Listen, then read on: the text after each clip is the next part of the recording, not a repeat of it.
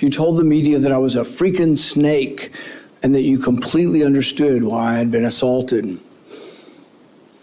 I was shocked that you would justify and celebrate this violent assault that caused me so much pain and my family so much pain. You went on to brag that you'd already told me to my face that you completely understood and approved of the assault. Well, that's a lie.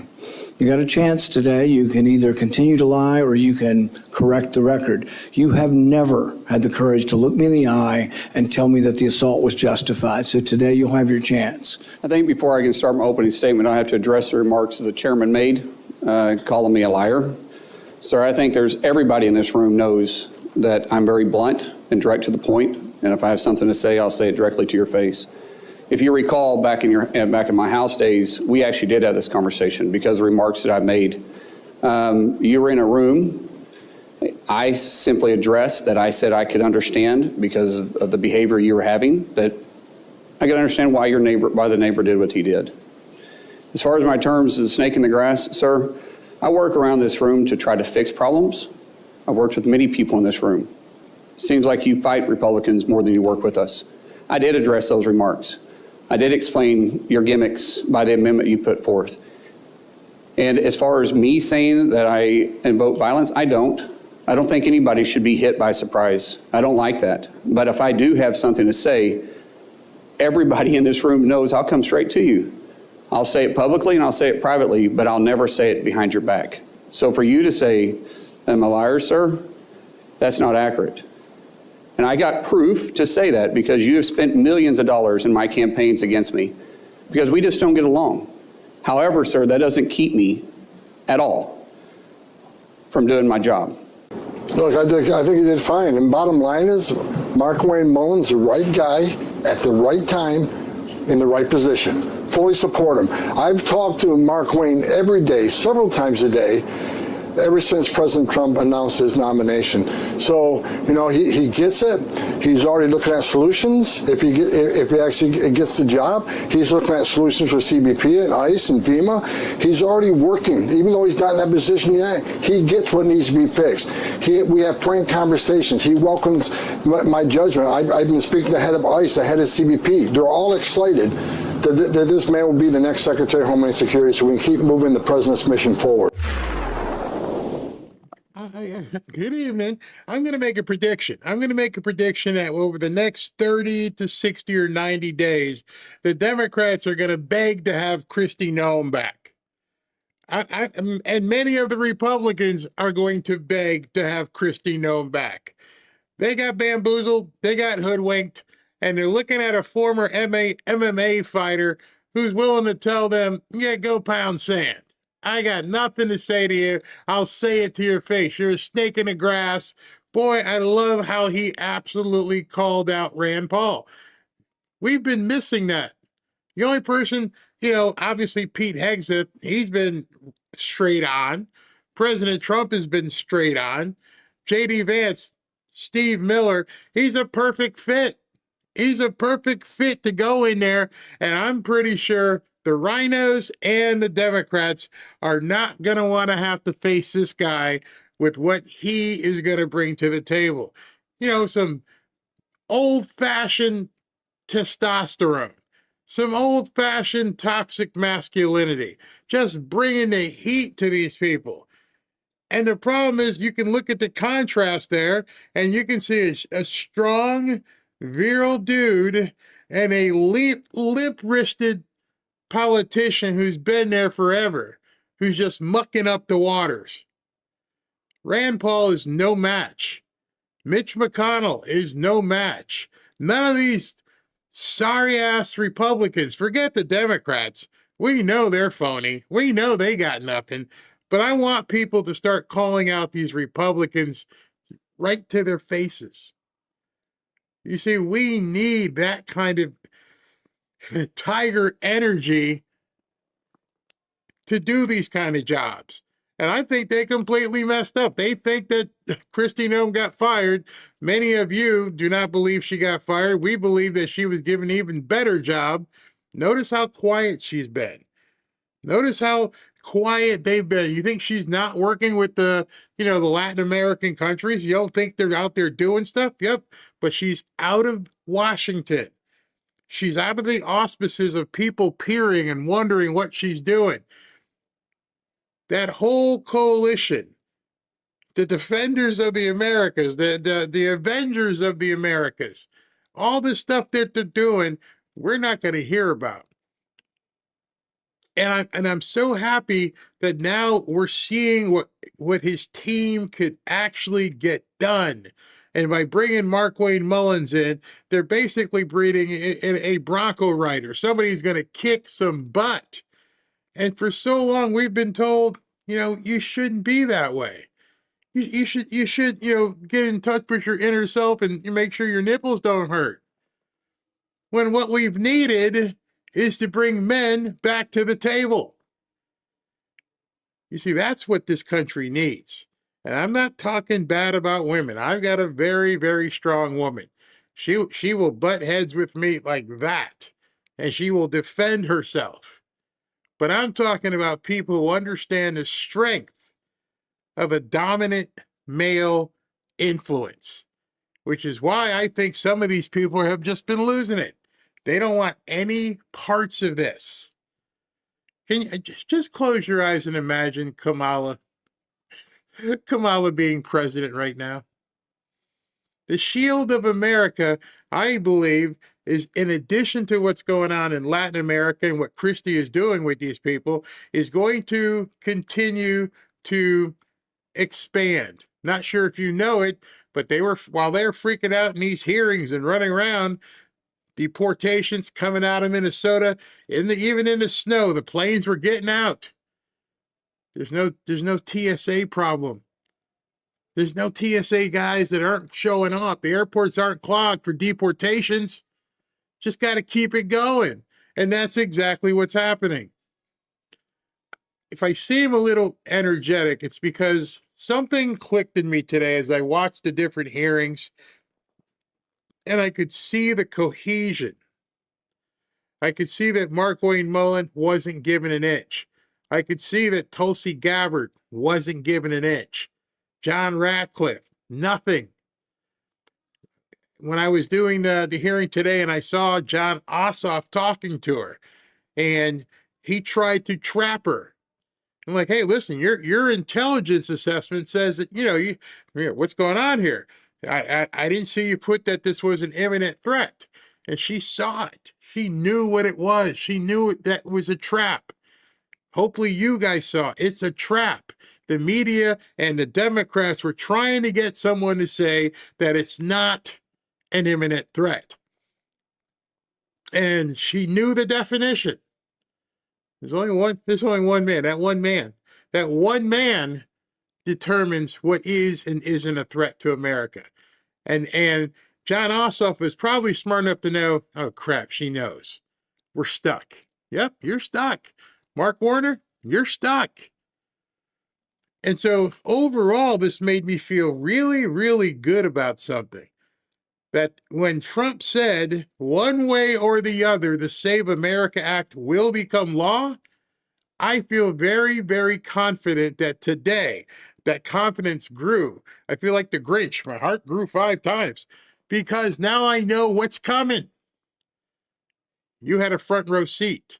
You saw on both of those hearings, there wasn't any dent in the armor whatsoever. I even saw some people who weren't big-time Trump supporters going, whoa, I see what's happening. People are now coming up with different ideas. Mario Narwhal said he sees what's coming, and he thinks it's not even about the oil, but it's about AI. The amount of strength that got shown today is going to completely, well, it already has, overshadow the Panicans and the Black Pillars. Tucker had a show tonight at 6 o'clock. Probably did very well.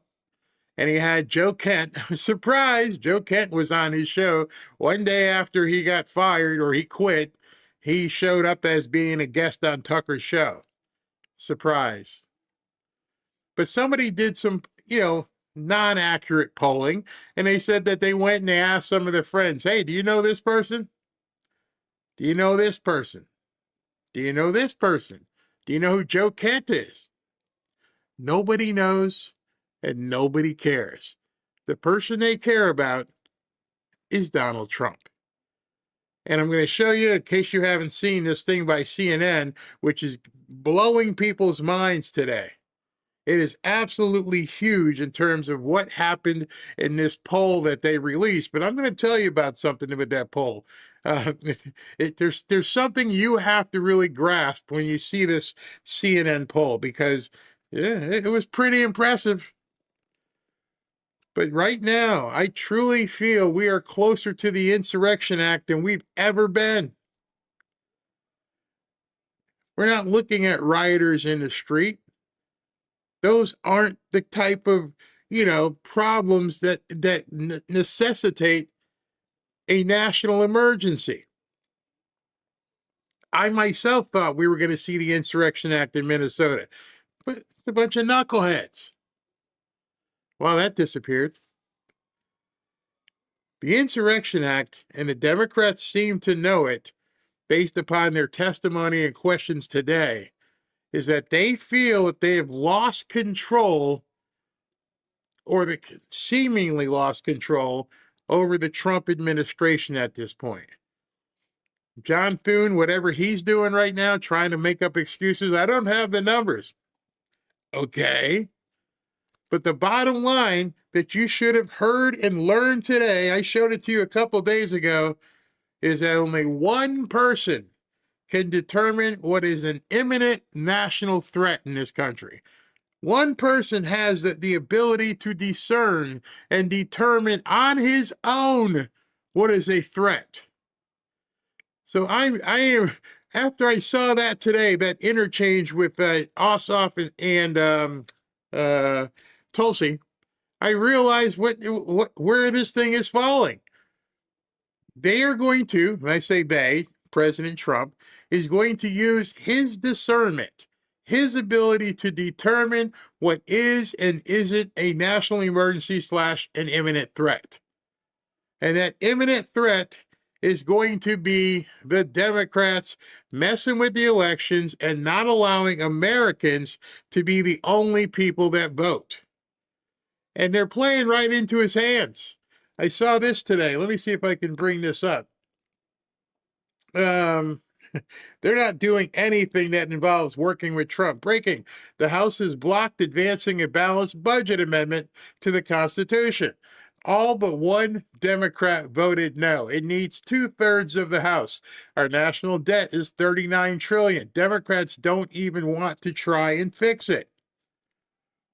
They want to keep us in debt. Unless they get their way, they're not going to change.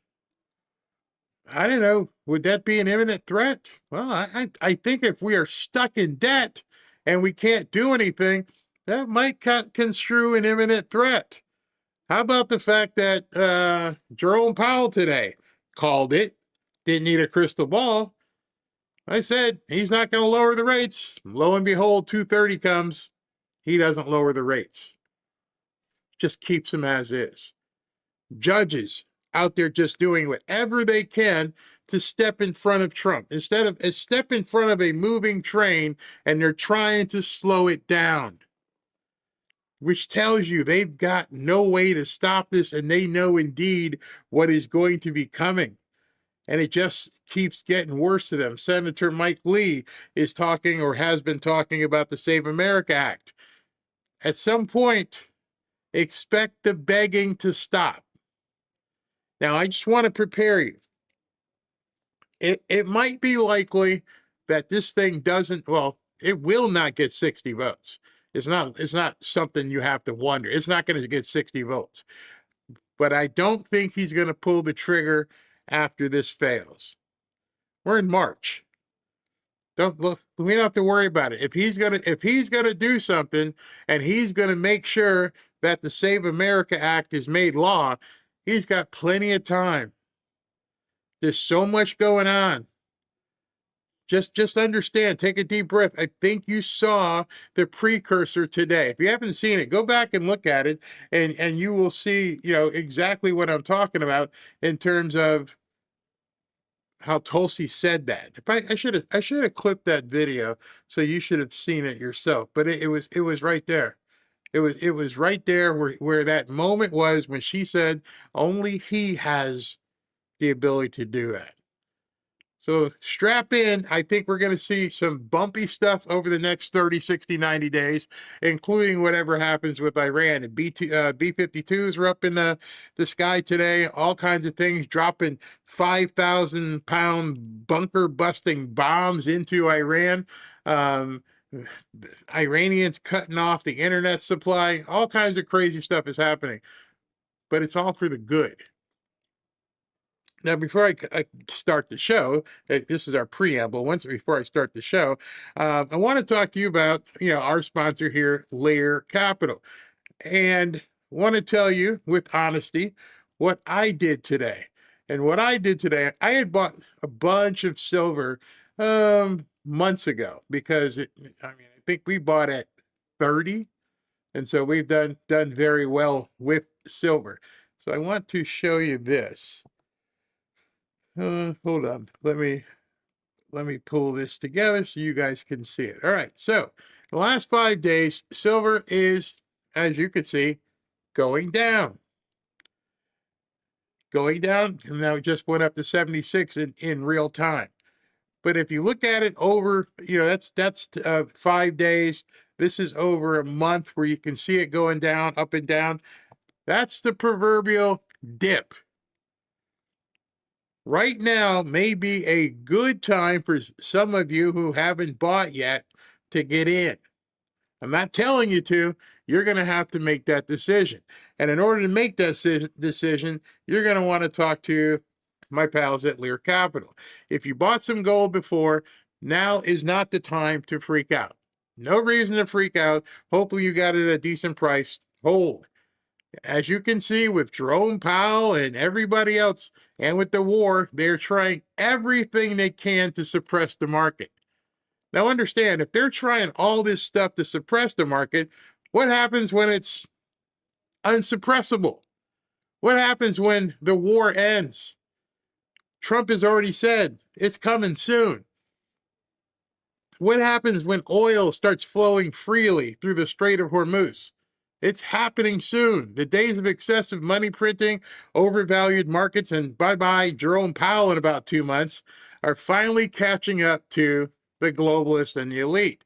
So instead of pulling back, now is the time not necessarily to buy, but to do your own research. Keep your eyes open to trend lines and get some information from my friends at Lear Capital. Be ready, be prepared. Experts are still predicting $6,000 gold and $150 to $200 silver. It's coming. I feel very confident of that. In fact, I'm actually doing that. Everything you're seeing is being driven by geopolitical uncertainty, inflation concerns, and a perceived weakening U.S. dollar. But I don't think it's a U.S. dollar. I think it's a perceived weakening of the United States, which is definitely a perception. It's not reality. Is it time for you to buy some gold or silver? That's a decision you're going to have to make. Nobody's going to tell you if you should or you shouldn't. And the only way you're going to make that decision is if you have the right information. So if you call Lear Capital, they'll help you by getting the most accurate, timely information you'll need to make an informed decision. Give them a call. Call the best in the business, and it's the company that Robin and I personally trust and have purchased from. I always hold up my little silver thing. I don't know where it is on my desk, but yeah, we buy from Lear Capital. So call Lear Capital. It's a free call. There's no obligation to purchase, just education and information on protecting and growing your wealth with gold and silver. And if I'm sure there's many of you that have called and yet haven't purchased yet for whatever reason. That's okay. Take your time. They'll even walk you through shifting some of your money sitting in a retirement account over to physical gold and silver.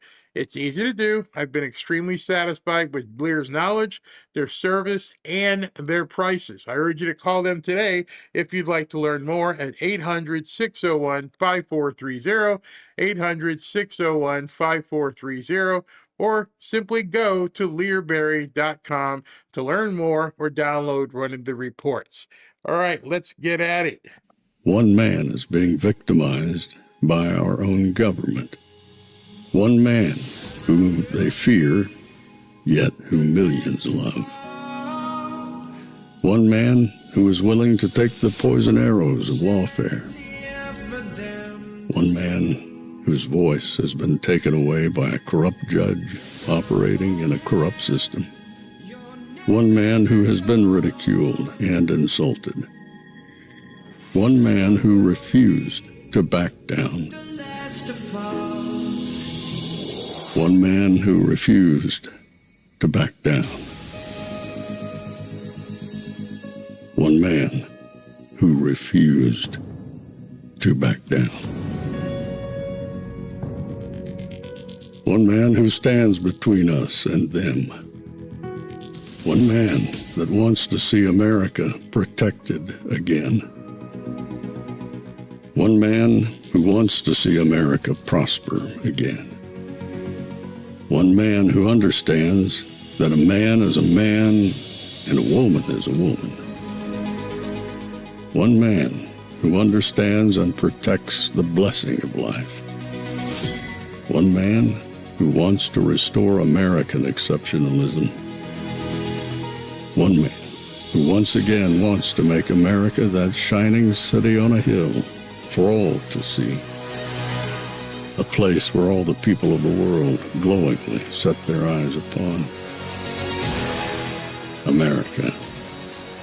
One man who unashamedly wants to make America great again. That one man is Donald Trump.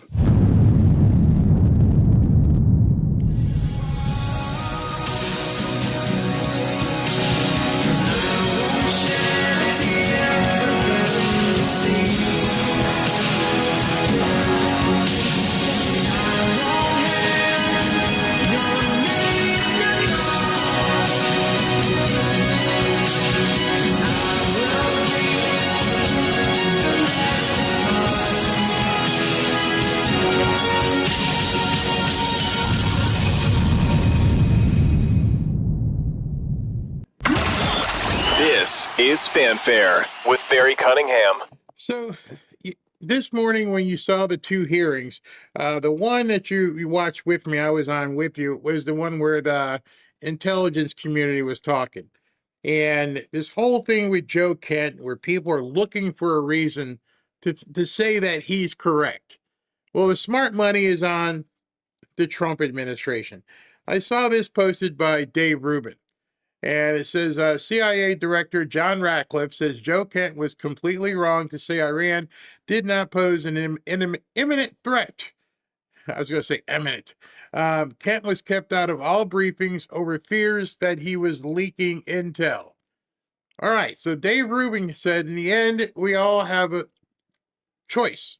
We all have to choose who we're going to believe. It's a very simple choice. And he points it out here. You can either believe Trump, Rubio, Hegseth, Ratcliffe, Tulsi Gabbard, or you can believe the guy who just booked himself on Candace's show and Tucker's show. It's that simple.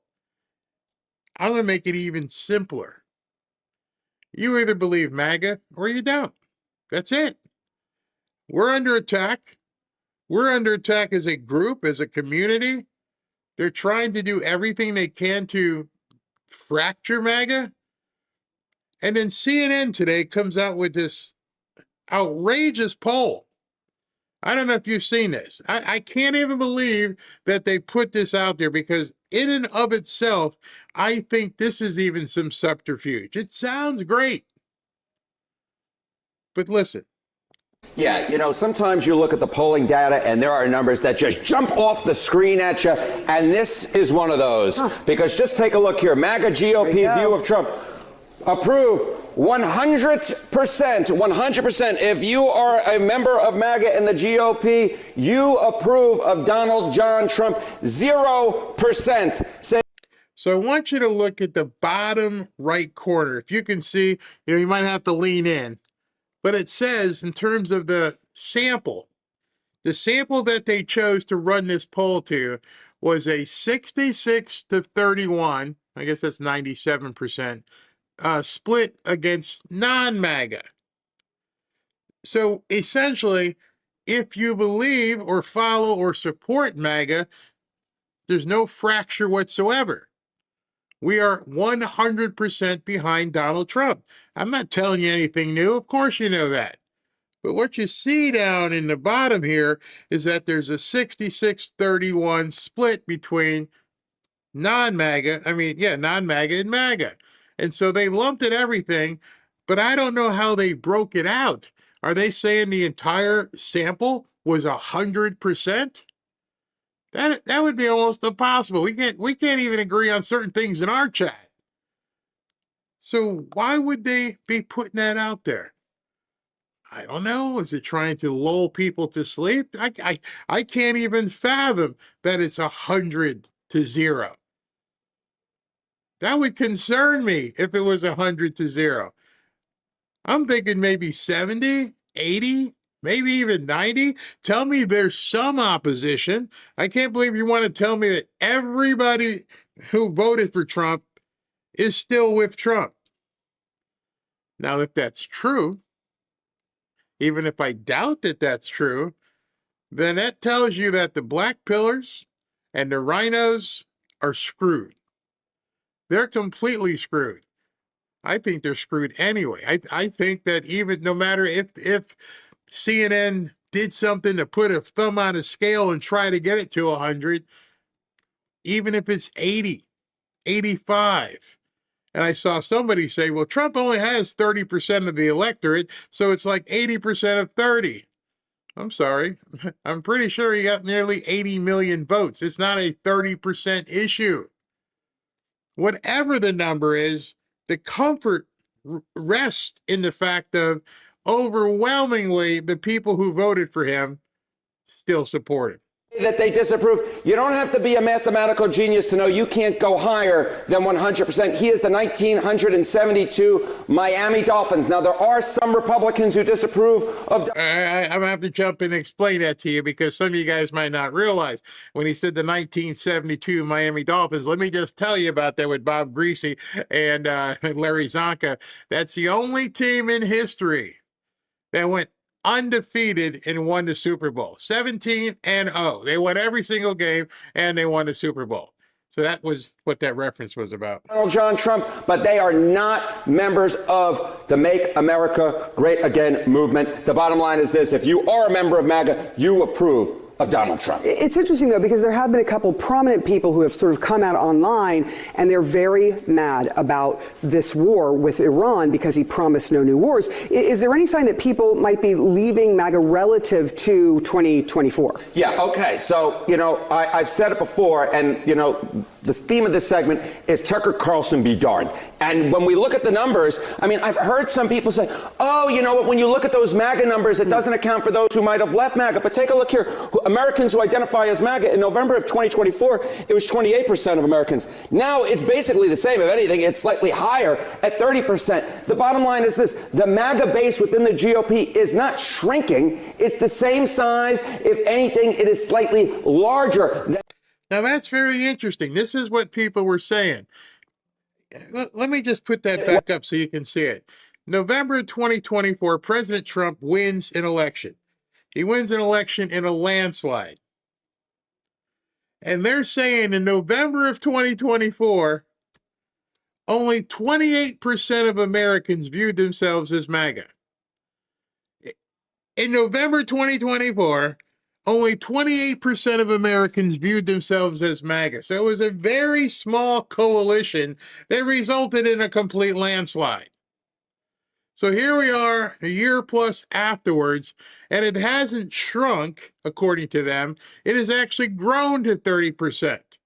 So if it has grown from the time he did a landslide, how in the hell are some of these people saying MAGA is dead, we're going to lose the midterms, and all this other stuff, when as of today, the MAGA coalition has grown?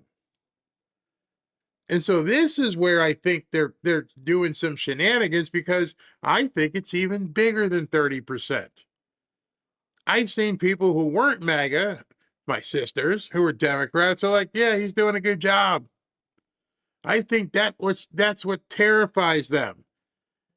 And the fact that what he's doing right now, and in terms of how he's running everything as in this term of his presidency, he understands the race. I showed you last week or so, I showed you that marathon race where the American was way behind the Kenyan.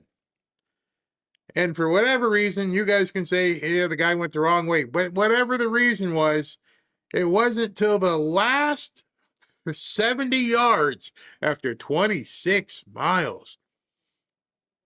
It was the last 70 yards that the American came and took over and won, right at the ribbon. I looked at that and went, that's Trump.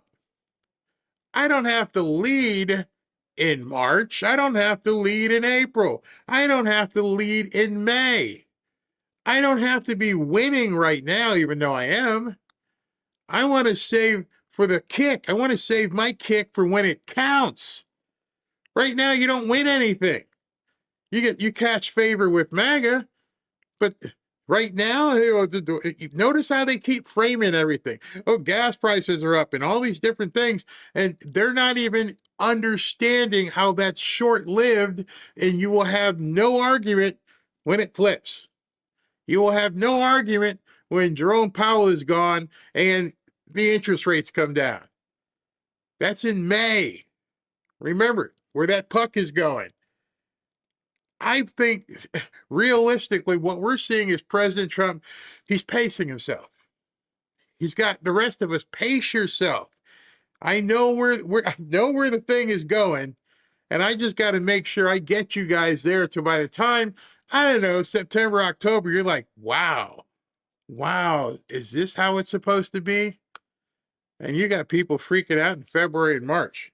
Back in 2024 when, of course, Donald Trump won a second term. So that 100% that Donald Trump has approval among MAGA GOP, that is not an artifact of MAGA shrinking. It's just an indication of how strong Donald Trump's grip is on that MAGA base. And so I guess it begs the question of what's happening with inside the GOP and if there are any splits there, because with those kind of numbers, they're going to want to retain that, right? So they can retain their seats. Yes. And you know what we're talking about, we mentioned Iran in the intro of this segment, GOP on U.S. military action in Iran. Look at this. In MAGA, it's 90% approval. It's 90% approval, just 5%.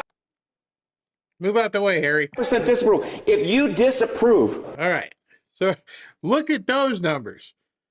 And don't look at the MAGA stuff because you already know how you feel. Look at non-MAGA. There's literally a 20-point difference in terms of disapproval. 20 points. I.e., it's overwhelmingly being supported. Not a little bit, not kind of getting by, destroying the field, completely obliterating the field. People want this, not because they want war, which is what the Democrats are trying to use as your bait. He promised no forever wars. Yeah. I'm pretty sure if I check my calendar, February 28th to March 17th or 18th is not forever. It's a couple weeks. And everything you're saying is based upon stuff happening a couple weeks. But they will have no armament. They will have nothing when it completely flips. And if you listen to Scott Bessent with a smile, and if you listen to Kevin when he talks, it's coming right down. It's going to be even lower. We may even have $60 oil. They are so confident when they talk, and I'm like, who's not listening? Why are people on X and in Facebook screaming when the guys who are running this stuff are like, this is about to be fantastic? You can't be that good of an actor. So the question I have is, what happens when that happens? This number on the right goes even higher. See, right now, nobody likes to see babies getting blown up. Nobody wants to see all kinds of big bombs going off. It's fearful to a lot of people. Until you realize, and we get some internet over there, and you see the people celebrating. These people are happy? Yes. The women ripping off these hijabs and being actual women. Every single time these people talk about Iran should be this, right? Iran should be that. I'm amazed that there are women even supporting it. You won't wear one. Why should they have to wear one? Oh, because it's Trump. The job that Donald Trump is doing, or excuse me, the U.S. military action in Iran, and you're a member of the GOP, look at this. It's your non-MAGA. You're non-MAGA. It's 36% there, 54% approve. But the majority of Republicans approve of the job that the U.S. military action is in Iran, and the majority of MAGA, which is the majority of the GOP, very much approve, 90%. Very little split in Donald Trump's base. Those who disapprove in the GOP, simply put, they hate MAGA. It's really clear MAGA has the floor. MAGA has the floor, 100%. Yeah. All right. Harry Anton, thank you so much. Thank you. I have another observation with that. And that other observation is sort of like the hyphen. I'm an Italian American. I'm a Black American. Take the hyphen away and just call yourself an American. Ergo, what the hell is a non-MAGA? Somebody please define for me what non-MAGA even means. When Megyn Kelly did her video and said, I'm not MAGA, I'm adjacent MAGA. What the hell does that even mean? You can't be a little bit pregnant. If you're not for America, what are you for? Think about that. Every time somebody says to you or you read something, I'm not MAGA, well, what are you? What's your identity? You can't be standing on an island someplace. You can't be like, Nick Fuentes and telling everybody to go vote Democrat. What exactly are you? How do you define what your ideology is? If you're not MAGA, are you a Democrat? Are you socialist? Are you communist? What the hell are you? You can't be a mutt. You can't be a little bit Democrat and a little bit socialist. And, sometimes I'm a conservative. No, there is no conservatism anymore. Oh, yeah, I said it. How are we defining conservatism? I'd like to have some of this, please, but I don't want none of that MAGA stuff. No, none of that America First stuff for me. No. What the hell do you want? That's the new enigma at this point. You can ask your friends, you can ask people on X. If you're not MAGA, please tell us what you are. I mean, Megyn tried. She tried to say adjacent MAGA. What the hell does that mean? Black American? Is that what that means? Adjacent hyphen MAGA? I got a little bit of MAGA in me. What does that mean? See, President Trump coined a phrase that is put these people in a box. And the antithesis of it is they can't speak out against it. If you notice, they speak out against him. They try to call us cult members. Well, what the hell are you? I don't know if you've thought that. I don't know if you've thought to yourself and said, wow, what are non-MAGAs? I watched that whole clip from CNN like 2 or 3 times, and I struggled. I asked Robin, what's a non-MAGA? I don't know. Do you know? You know in the chat? Because if you're not MAGA, what the hell you stand for? What part of this Chinese buffet are you picking from? Well, I like the low taxes thing. And over here, I like the, gun control. I really am against, baby removal. And I'm against, boys playing in girls' sports. But I don't like the war. So what are you? Pretty sure when I go to a Chinese, rather sushi buffet, I go because I'm hungry. I want all of it. I may not eat all of it, but I'm still here. I support it. If you're in the house of MAGA, but you don't like certain things, what are you? And I think that's something we should begin calling people out. I don't care if Tucker had 1 million people today watching Joe Kent. At the end of it, I'd have been the one person, okay, What are you then? And watch these people spin like Linda Blair in The Exorcist trying to come up with an answer. No, Megan, there is no such thing as adjacent MAGA. Because what you're telling me is if stuff gets bad, I can't count on you because I'm not down with you guys. I'm kinda. What does it mean? Don't you want people who believe what you believe and associate with what you associate to be in the foxhole with you? In the heat of battle, are you going to go look at somebody who's MAGA or somebody who's kind of MAGA? Well, where are you going to jump off? What defines you as a person? And that's what the genius of what President Trump came up with is he defined a movement. America first, make America great again. So if you're not for America first, and you're not for making America great again, please do tell us what you are. And I really mean this. I thought about it for most of the day today, and I told Robin, I said, I got to ask people here. I'm going to look in the chat here in a second, and I want to know what you are. Are you afraid to tell people who you are? Are you afraid to put on the red hat? Are you afraid to let people know that you're MAGA because you may not get invited to a party?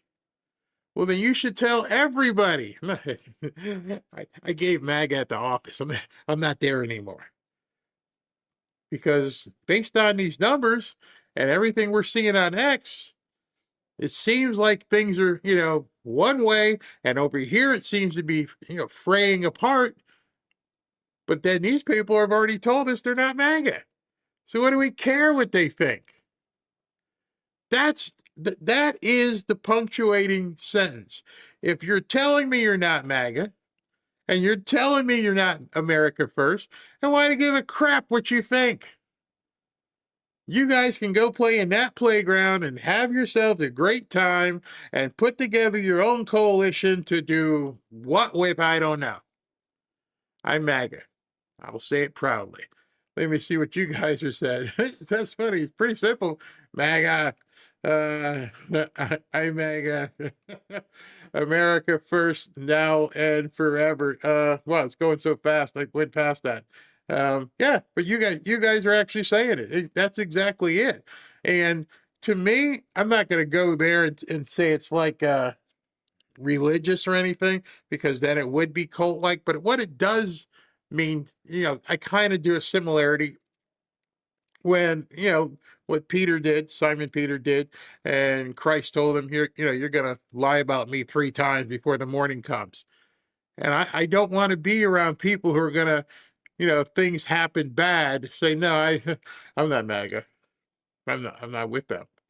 I'm adjacent. Here's a big question. Big question. If somehow there was something horrible to happen, and the Iranians or whoever decided they're going to do a terror attack, and they're going to go into a church or a restaurant or a theater, do you think they're going to care if you say, I'm not really MAGA?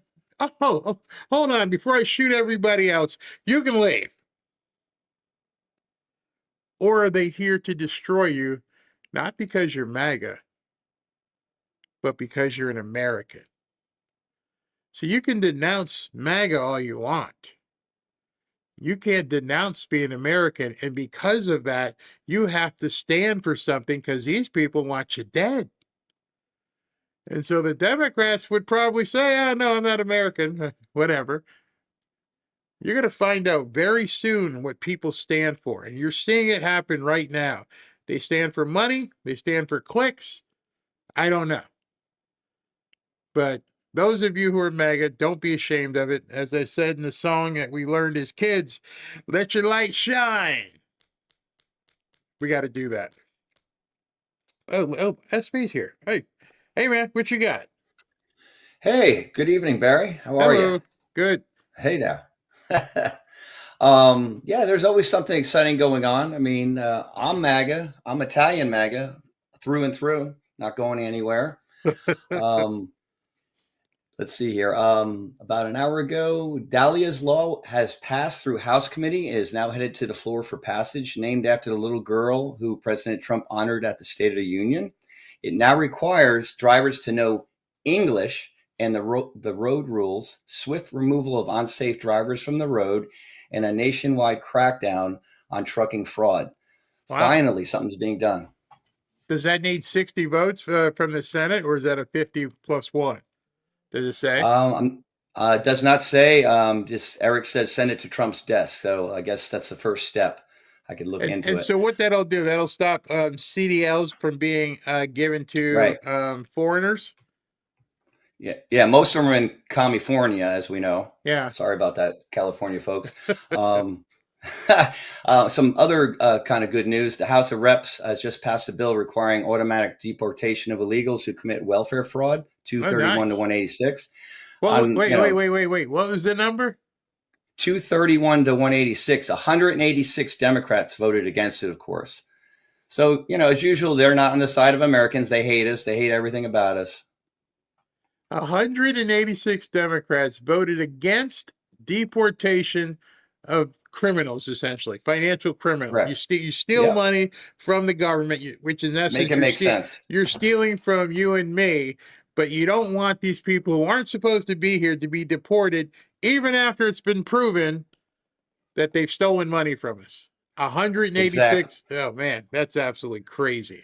Absolutely insane. This is what the bill includes. It's going to be for Social Security fraud, SNAP fraud, mail fraud, conspiracy to defraud the U.S., theft or bribery involving federal funds, identification document fraud, and any other similar crimes involving government funds or public benefits. So that pretty much covers everything the Democrats do. So I would love to find out, like, you 186, what do you want? You want them just to be able to continue stealing? Oh my God. That's their voter base. I mean, it's killing their voter base. I mean, Crying Chuck came out and basically said it, that if the SAVE Act comes, they're going to lose 10 million of their voters. Oops. They're coming out and just saying it now. They don't care. Wow. Never thought we'd get here as a country. Crazy. All right. Thank you. I'll be back to you in a little bit. All right, everybody. One of tonight's sponsors is Brightcore. The next pandemic, according to the experts, isn't going to be a virus. It's antimicrobial resistance, or when antibiotics no longer work. But here's what they're not talking about. The real damage isn't just resistant bacteria. It's what decades of antibiotic overuse does to your gut. Antibiotics don't just kill the bad bacteria, they wipe out the good ones too.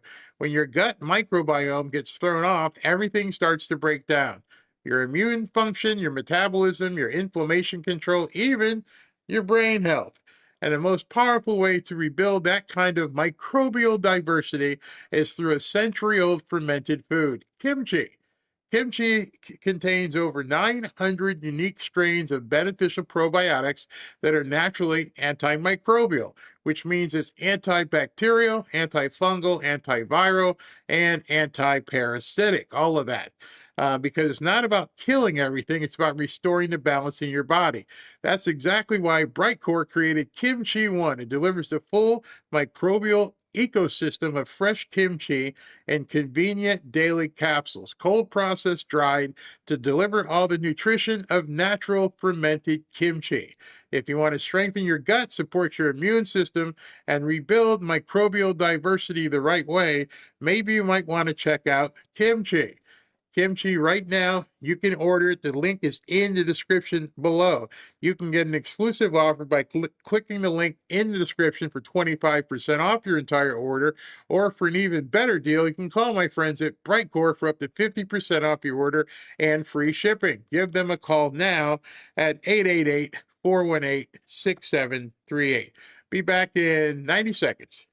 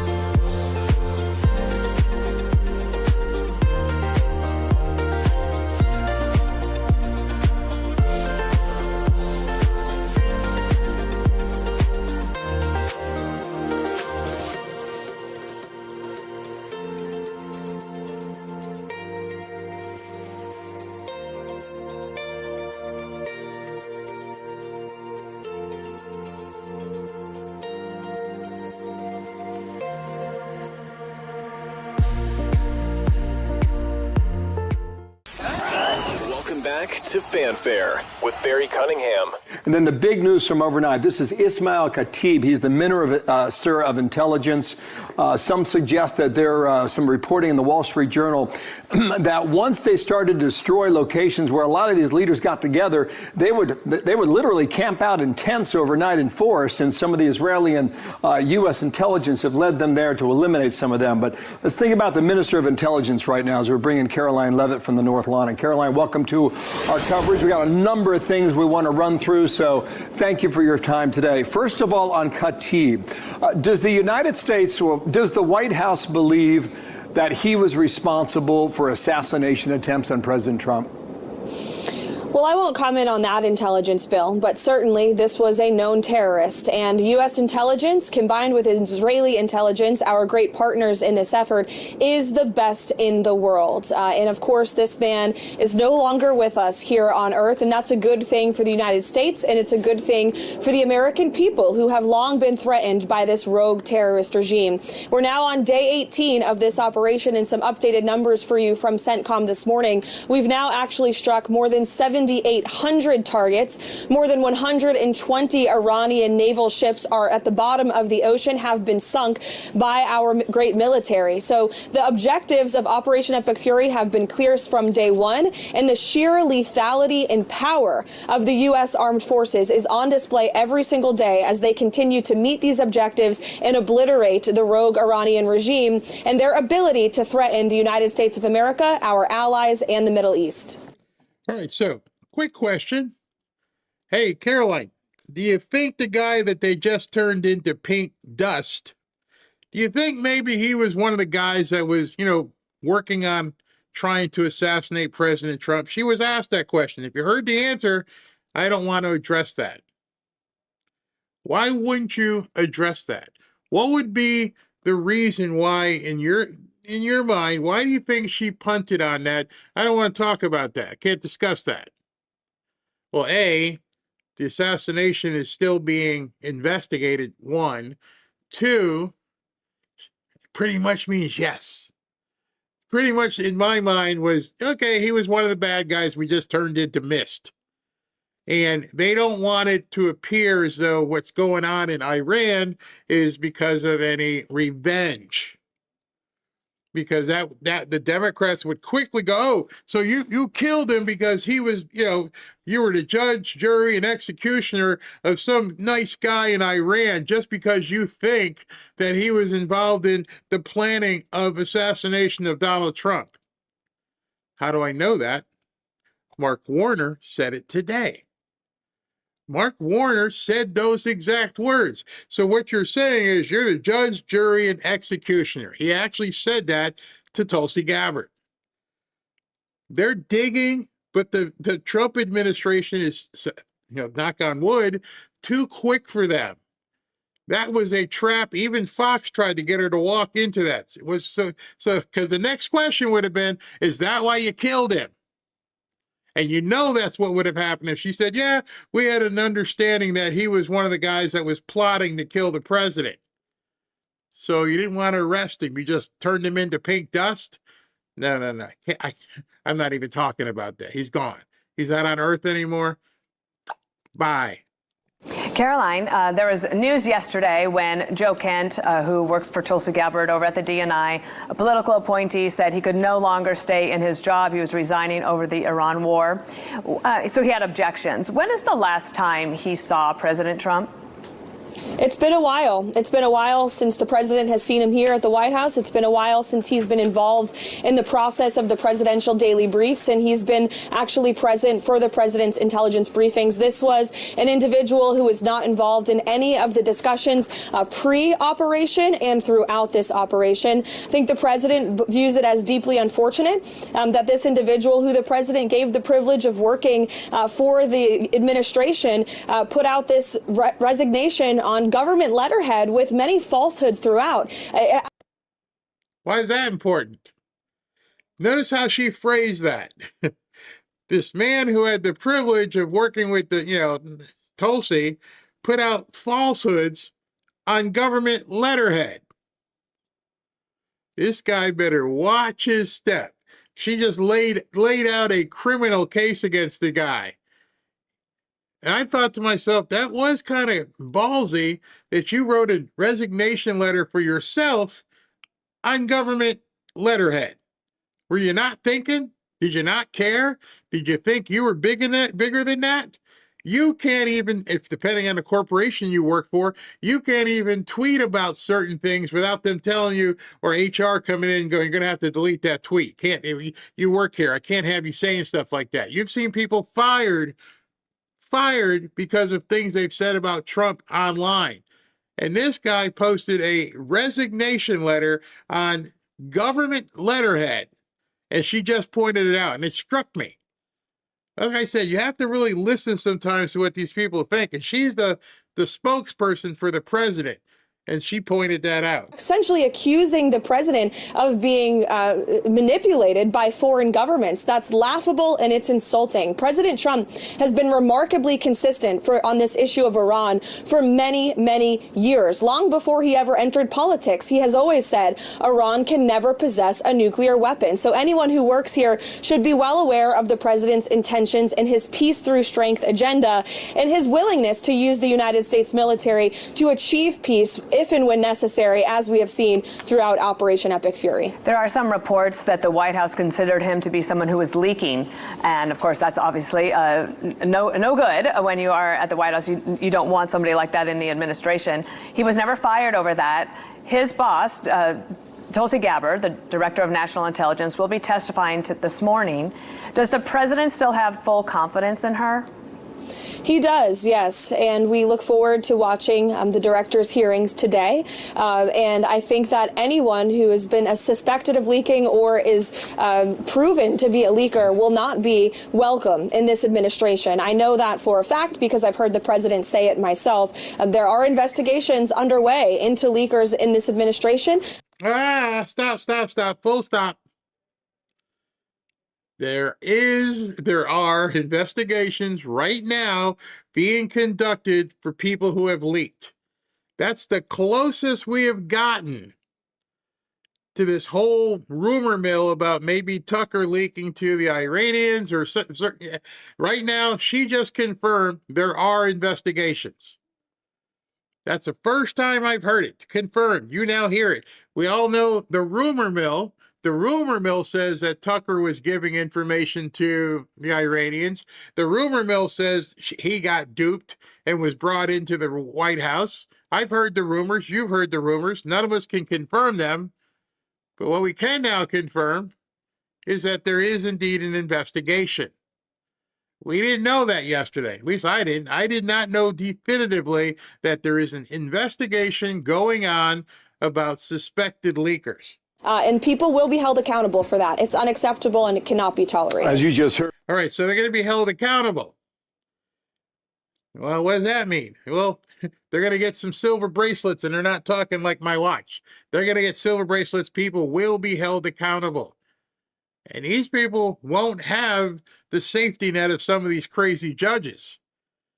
I'm just wondering where they're going to land.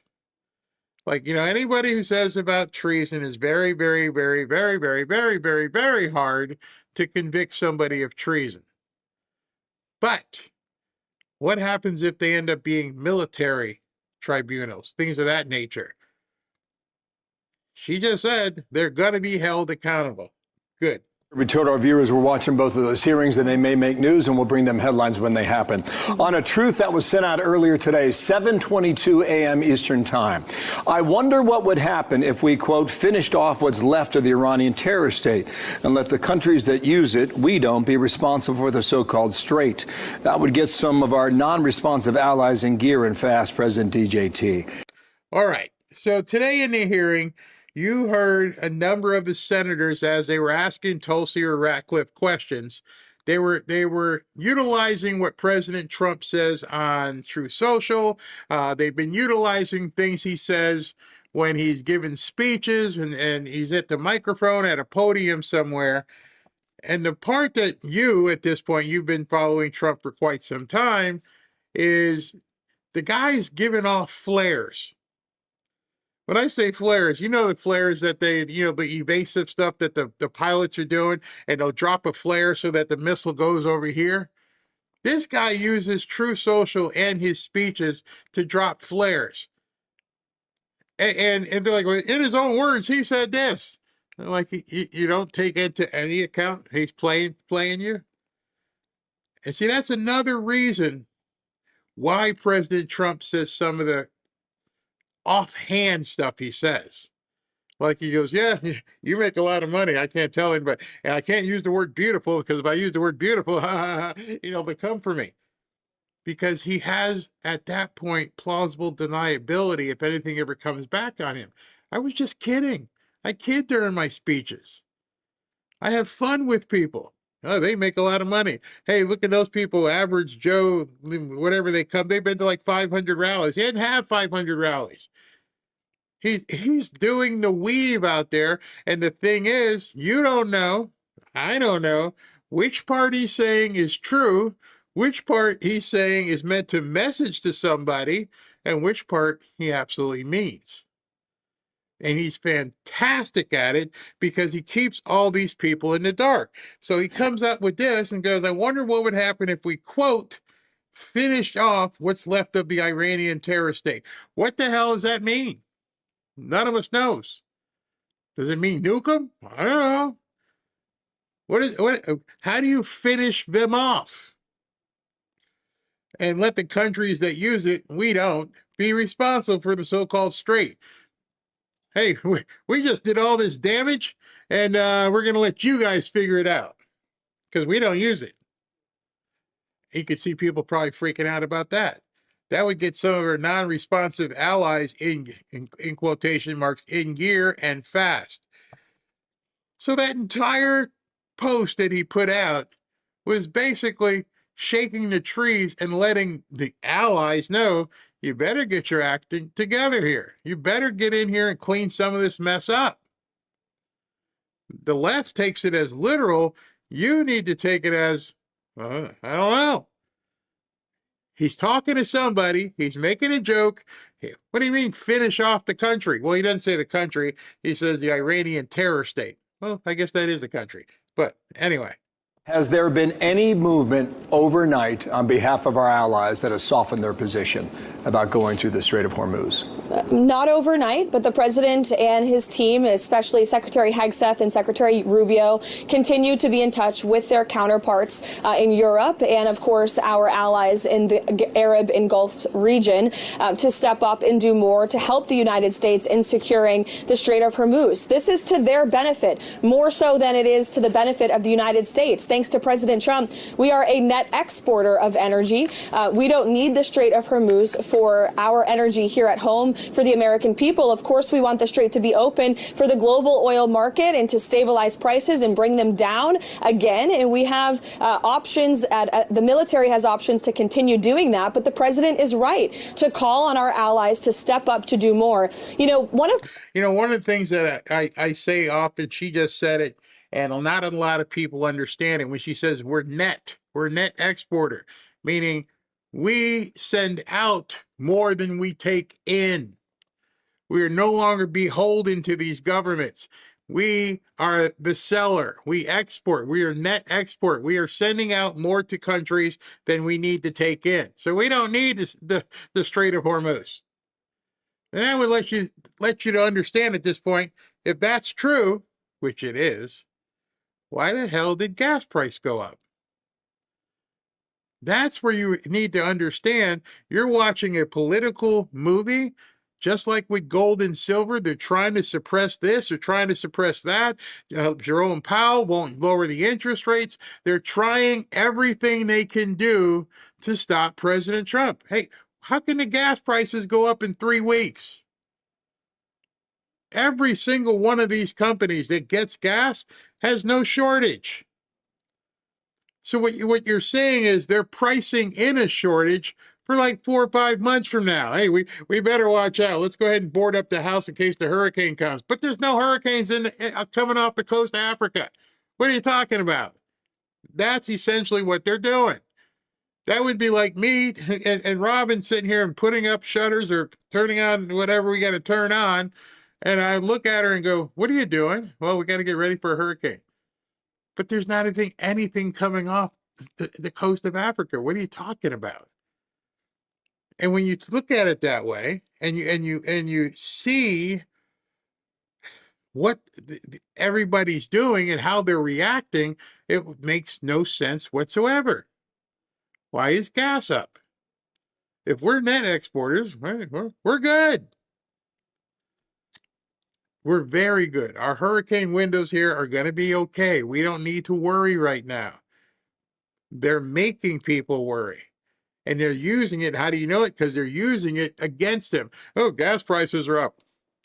Well, they're up because you made them go up. President Trump's guiding principles is fairness, and he has long called out NATO for being what he believes an unfair alliance for the American people, the American taxpayer, and our U.S. armed forces. You look at some of the trade deals with our NATO allies. The president has worked to renegotiate and reset those to make them more fair for the American people and American workers. You look at the fact that the United States has thousands of troops on our allies in NATO's soil. We're paying these countries billions of dollars, and our troops on their soil serves as a deterrent for them. And the president wants the American taxpayer and our American military to be treated fairly. He feels sometimes with NATO they are not, and he's right to call that out, and he's right to call on them to step up and do more, especially when reopening the strait benefits them even more than it does the United States of America.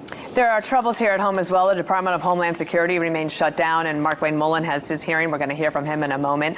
But there were reports that the Democrats had come forward with some sort of an idea or a deal to move forward. We're going to talk to a woman who works at the TSA in the next block, and I'm curious, what would the president want her to know about his attempts to try to get a deal done? And will we see some movement on that today if the Democrats put something that is reasonable? Well, unfortunately, we're on day 33 of this Democrat-led shutdown of the Department of Homeland Security, and they have been anything but reasonable. The White House has worked in good faith with Democrats and Republicans on Capitol. I have a question. Wherever you live, would love to hear this in the chat. I don't know if you've talked to your friends or you've traveled recently, but what's it look like at your airport? Because I've been digging in and going to different airports online, and I'll go to XYZ airport and say, what's the TSA line looks like? 12 minutes. And I'll look at another airport, 9 minutes. Why are these certain airports 3-4 hour waits? Because it's not that way across the entire country. What's it like where you are? What's it like where you've traveled? Because something else is telling me we're watching another movie. That is even being done on purpose. Because I can tell you right now, while she's talking, I can search Fort Lauderdale. It'll tell me, unless I'm wrong, it's going to say about 15 minutes. So what's it like where you live? Hill to reopen the department. We've offered them multiple binding and substantive offers to reopen DHS, including some changes to the way immigration enforcement in this country takes place. And they have rejected every single one of those offers. They've asked for concessions. We'll give them a concession. And then they say, oh, wait, that's actually not a real concession. So unfortunately, these are people who are not negotiating in good faith. You actually had a Democrat lawmaker from Virginia yesterday say that this Democrat-led shutdown is, quote, hurting the wrong people. It's hurting the American people. More than 100,000 workers going without pay. This is the third time TSA agents have been impacted by a shutdown over the last 6 months because of Democrats on Capitol Hill. It's just despicable. President Trump has been clear since day one. Fund the Department of Homeland Security. Stop playing partisan politics with the American people's paychecks. Okay, last topic here. The SAVE Act. It appears inevitable that it does not. Okay, before she gets to that, I did indeed just look it up. I looked at Florida here, and yeah, I live in Florida, so I'm a Florida man. But they went to various different airports, and this isn't making any sense to me because it's basically normal. What are the wait times at Daytona Beach Airport? 15 to 17 minutes. Currently average 5 minutes. Check-in typically 17, immigration processing 9 minutes, pre-check lanes 3 minutes. What's another airport? Here's is Destin, Fort Walton Beach up on the Panhandle. 5 minutes, 27 minutes. Let's see here. Fort Lauderdale, 16 minutes. Typically 43 minutes. Immigration pre-check, which we always do, is 8 minutes. What am I missing here? Jacksonville, 12 minutes.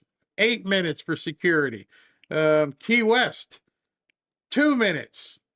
Approximately 1 minute if you're going through a TSA pre-check. Melbourne, Orlando, which is Orlando, where Disney World is, right? So we're looking at 3 minutes. 16 minutes for a typical check-in, and 2 minutes if you go through pre-check. Miami, the international gateway to the south, 9 minutes. So I ask you, what the hell is going on? When you're seeing these lines at some of these airports, what the hell are we looking at? Something doesn't make any sense. Something really is wrong. We're watching another movie. Ashley and the kids are coming down next weekend for spring break. And, I was worried. I'm like, what's it look like in Raleigh? She's like, nothing wrong here. Nothing wrong in Fort Lauderdale. Atlanta? Well, Atlanta's a big airport, but so is, Miami International. So is Orlando. Why is it certain airports, they have their cameras there and they're like, look how bad it is? Because they want people to feel that. They want people to have that kind of trepidation. I had that trepidation. I'm like, Ashley, what are we going to do? It's going to be real long. We need to do it. There's no problem. We're being led around. We're being force-fed BS. What's it like where you guys are? Yeah, 9 minutes is great even when DHS is open. Exactly. People are hesitant. That was a good thing. People are hesitant to fly, so there are less people flying because they don't want to get stuck. Somebody looked at it in their own area. Where was that? I got to find that real quick. Here it is. Somebody said, I just looked at Greensboro International Airport. It says less than 1 minute. You see, this is the type of thing, when I tell you guys do your own research, it doesn't make sense. Something is really, really wrong. And I'm looking at what some of you guys are putting in here, and it's like Omaha, 5 minutes. People, my friends who work at Boston say that lines are so long and TSOs are not getting paid. Where's Boston? Where's Boston? Oh, that's right, Massachusetts. Just saying. What else we got here? Atlanta's a nightmare all the time. Dallas, Fort Worth, 10 to 20 minutes. You see, it's one of those things, if you're not looking, if you're not actually looking it up yourself and you watch television, oh my God, this is awful. It's not.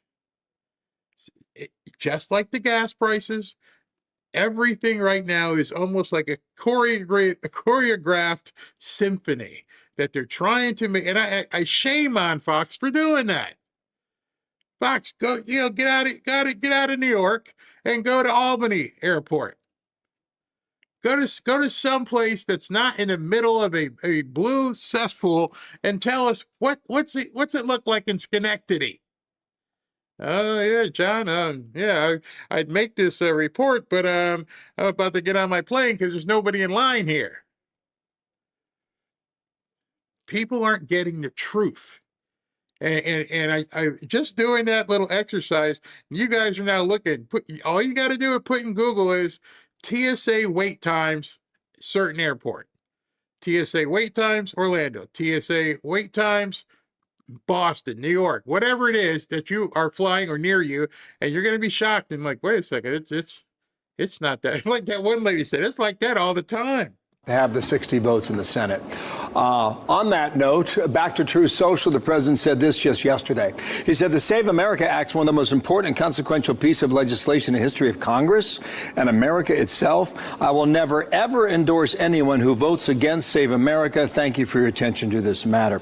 How big of a defeat would this be for the Trump agenda?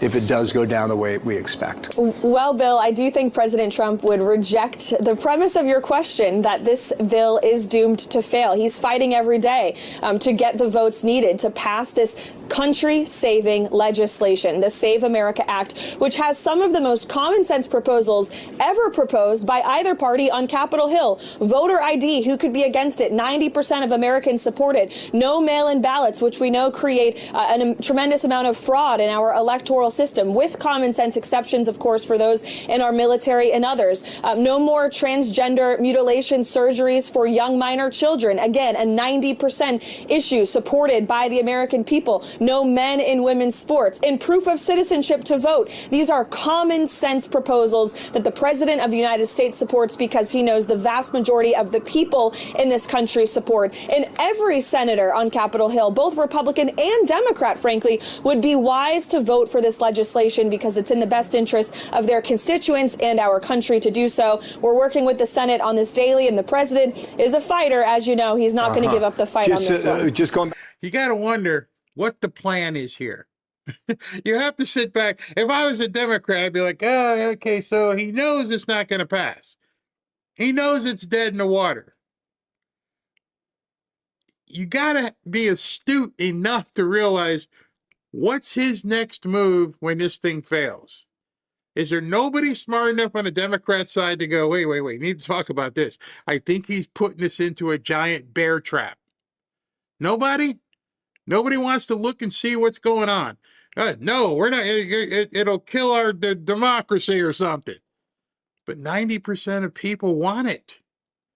Oh, they don't know any better because pregnant women who are married won't be able to get through because their baby's named Fred.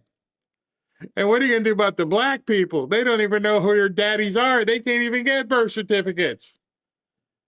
It's insane. They're looking at the same data that you're looking at. They're looking at it and going, 90% of people want this. And we're about to just walk into a giant minefield because we don't want this law to pass, and we're going to make sure we give Trump a loss, and we know he's not going to get 60 votes. I would never be that stupid. I would never walk in or go, let's get in here and do this because what's he going to do after this? Well, pretty much probably he and Elon, every single person that votes no, you're going to see commercials in every single district. When you have a 90% issue, not a 50-50, a 90% issue, maybe 85. What's going to happen back home when you tell every single person who's not really paying attention right now that your person said no to voter ID? It's not even close. So if I was a Democrat, I would be really concerned what the plan is. They keep thinking Trump doesn't have any plan. He didn't have any plan for Iran.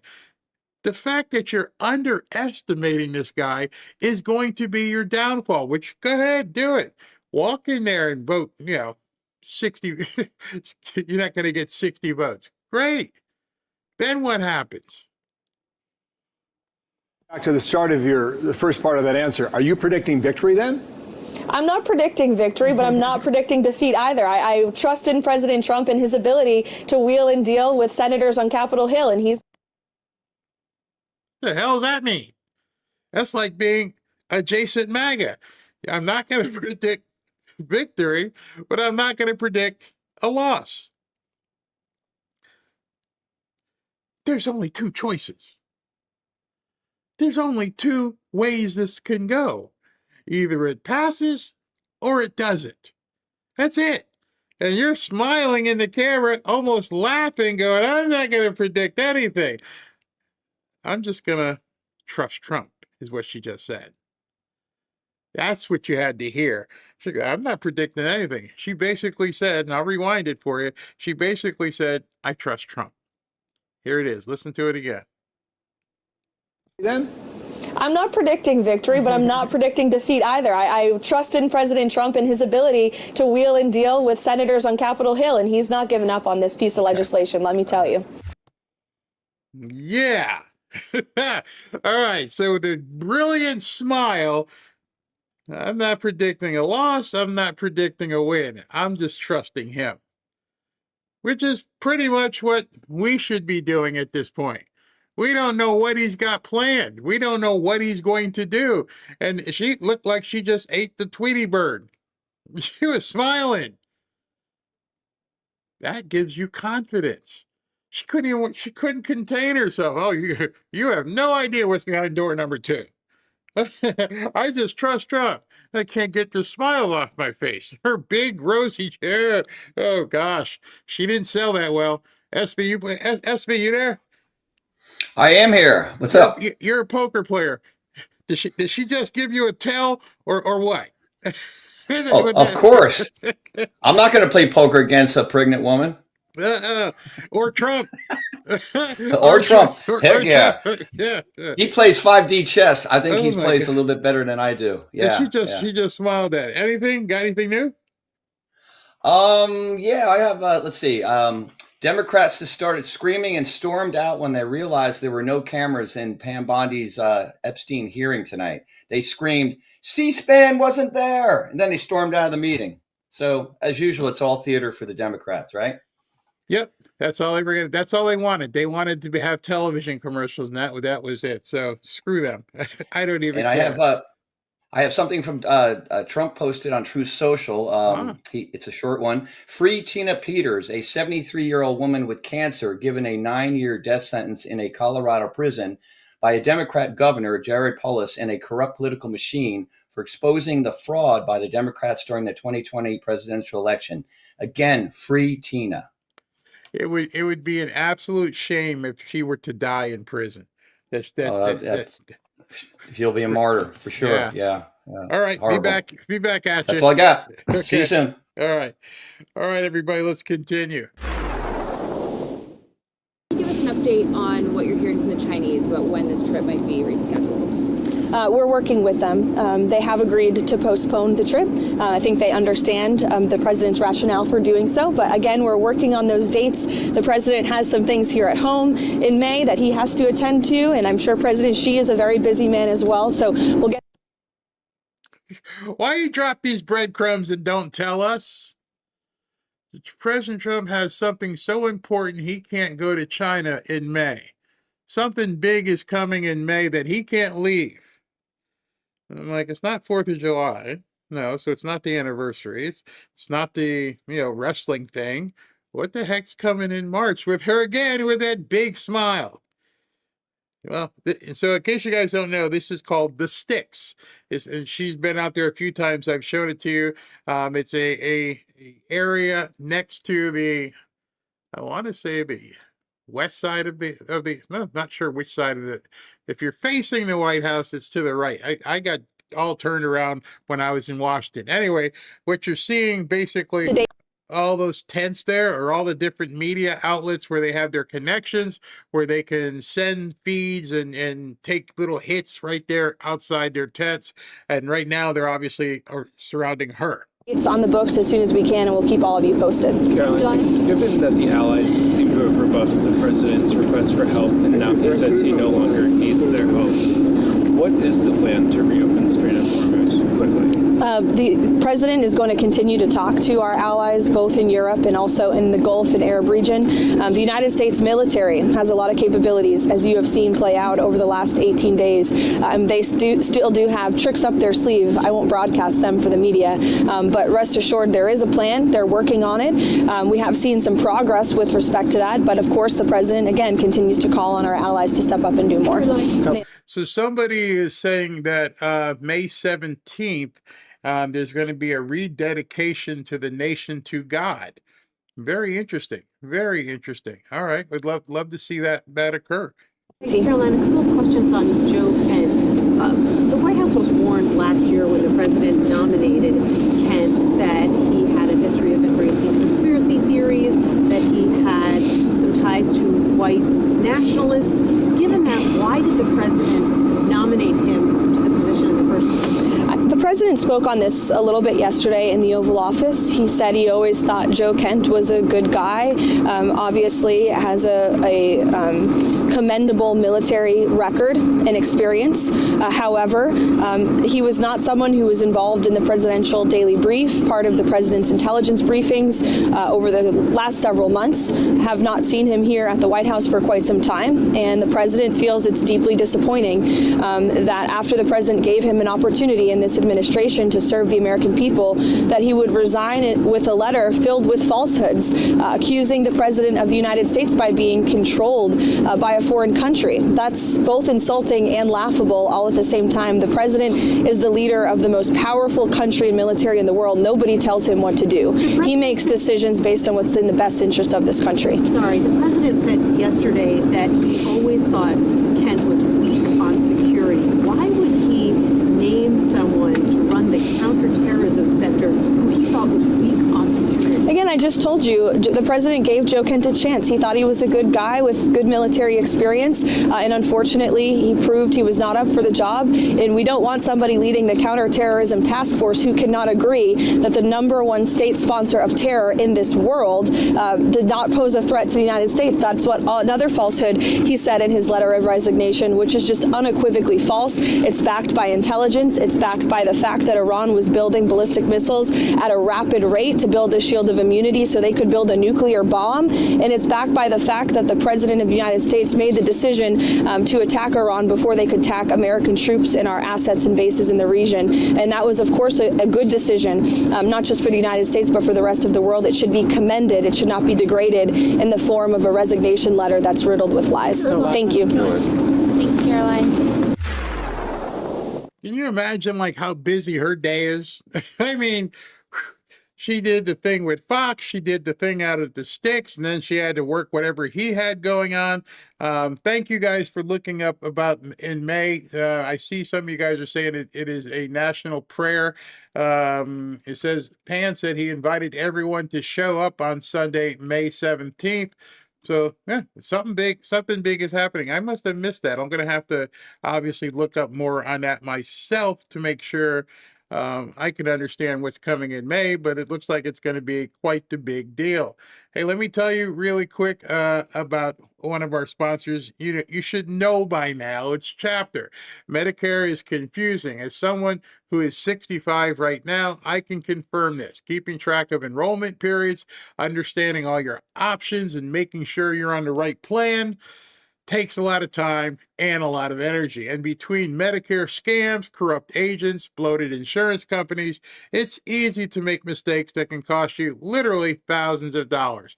That's why I'm happy I called Chapter. They're actually honest and the only Medicare advisor that looks at every single plan nationwide, helping people save an average of $1,100 a year. People are relieved when they talk to Chapter. It's funny. I sent the guys from Chapter an email that I actually got. Oh, let me take a pause and read this to you because it's better than me actually saying anything because it's such an amazing letter. Where is this here? Let me find it. Okay, and there it is right there. You can see it. It says, Barry, I want to thank you for passing along Chapter's number. I was having issues with my disability insurance and have been put on the right path to include the person that helped me out. They say they also watch your channel and they love it. Thank you again, sir. Thank you for giving Chapter a shot.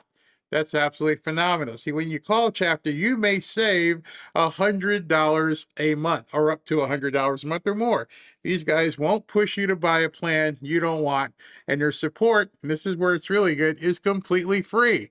So if you're turning 65 soon or have questions about your Medicare coverage, call them at 475-328-3545 and get the most out of your Medicare. Most people, when they call Chapter and they talk to the guys, understand it's free. 120 free minute phone call can tell you everything you need to know.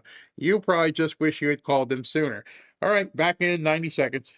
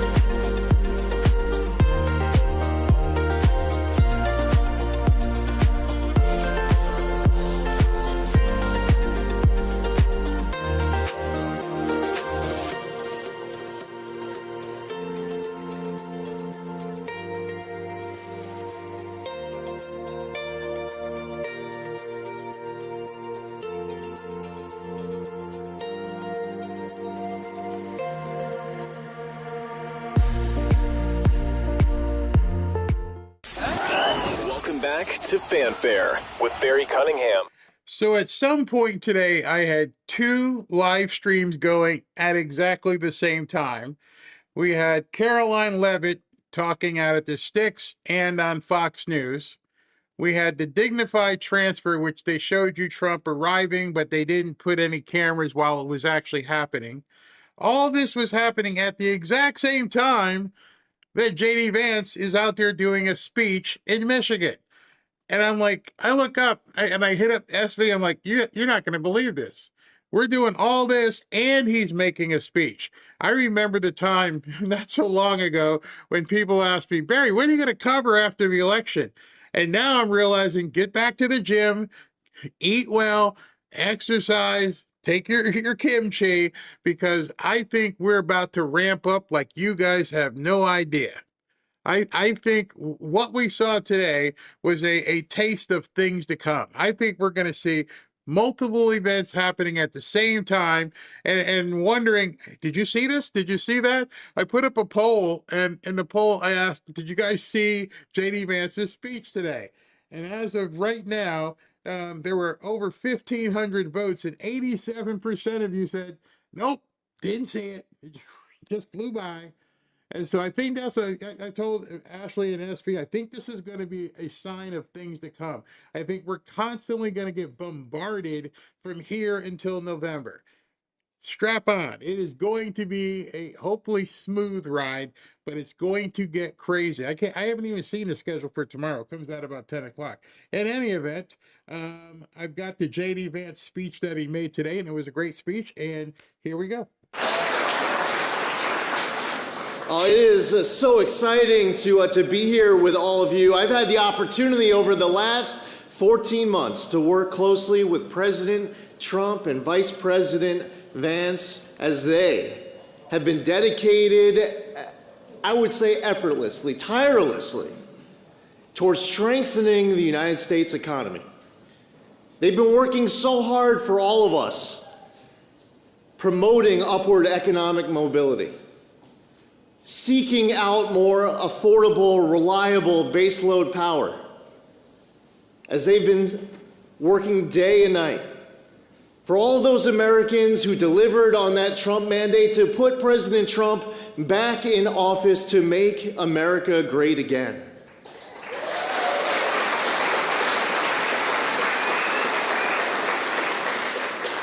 Well, President Trump and Vice President Vance have also been defenders and promoters of the American dream. And they've been ensuring that all of the agencies throughout this administration have been pursuing common sense deregulation. Now, at the Trump EPA, what that means is that we choose to both protect the environment and grow the economy. See, no longer is it a binary choice.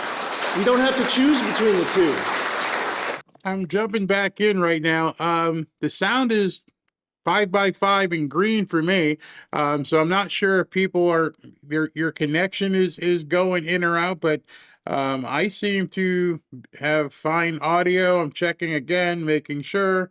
Sounds fine to me. So I don't have anything I can adjust because it's working on my end. So let's keep going. And in 1 year, we will finalize more deregulation at the Trump EPA than entire federal governments have done in the past across all agencies across entire. SB, you got sound? Everything going okay on your end?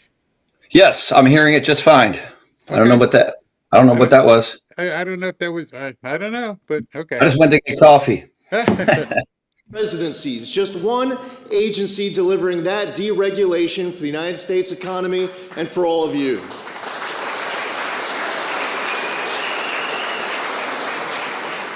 Now, what does that mean for United States auto jobs in the U.S. auto industry specifically? I know that's a pretty big deal to this area. Well, I'll tell you, for President Trump, that meant as soon as he came into office, successfully pursuing an end to electric vehicle mandates and promoting consumer choice.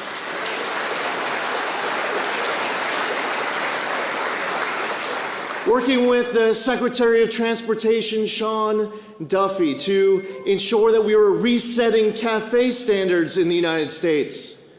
And just recently announced, over the last few weeks, I was standing with President Trump at the White House to announce the largest act of deregulation in the history of the United States to get rid of the 2009 Obama endangerment finding.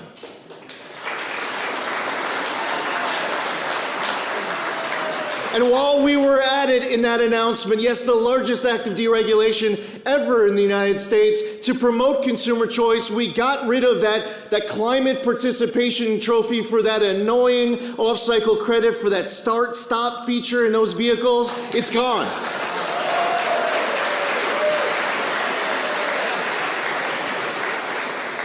Now, we can go through the list of everything that we're pursuing for the American public, and the key is it's about promises made, promises kept. It's about keeping your commitments. It's about delivering on the Trump mandate, and every day President Trump and Vice President Vance have been delivering on that commitment on behalf of all of us to make America stronger, freer, safer, and more prosperous than ever before.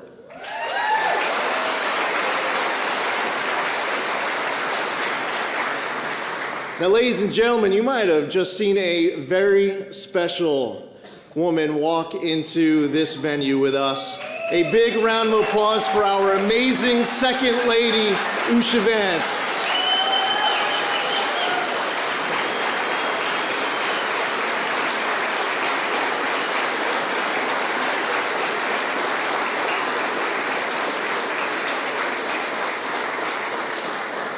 Now save a little bit for our next speaker.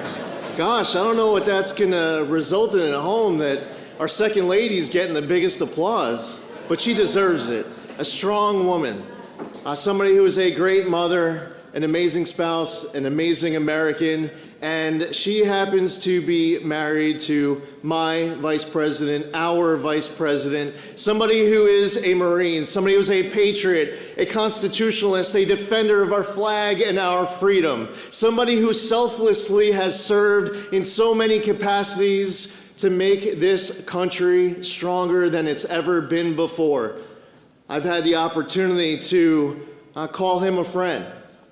I've got an opportunity to see our vice president when the cameras aren't around, when it's the smallest group and setting, but the most important topics. He is serious about policy. He's a workhorse. He is someone who makes the entire administration stronger every day with his courage, with his talent, his experience, and his wisdom. Ladies and gentlemen, we are so fortunate and blessed to be able to call this man our vice president, and for Oakland County, Michigan.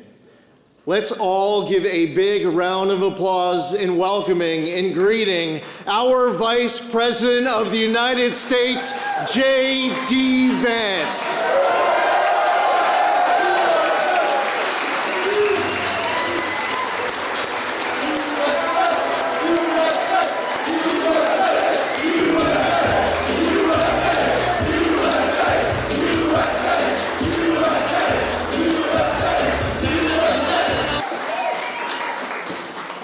Well, it is great to be back in Oakland County, Michigan, and I got to say, we have an amazing leader at the Environmental Protection Agency in Lee Zeldin, don't we? Lee, you do an amazing job. Let's give him a round of applause.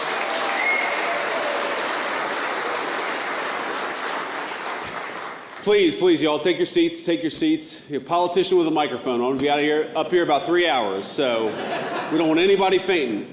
But here we've got a leader at the EPA who recognizes that we've got to protect American clean air, clean water. Of course, we all want a safe environment for our kids, but we can do that while still having the strongest economy anywhere in the world, and that's exactly what Lee Zeldin has done for us. He's been good for Michigan workers. He's been good for Michigan families. He's been good for building and making things in America because he recognizes that unless we cut out all these crazy regulations, just as President Trump recognizes, we're never going to rebuild the American dream. So, Lee, thank you for all you do. And for the Republicans in the room, which I hope is most of you, or at least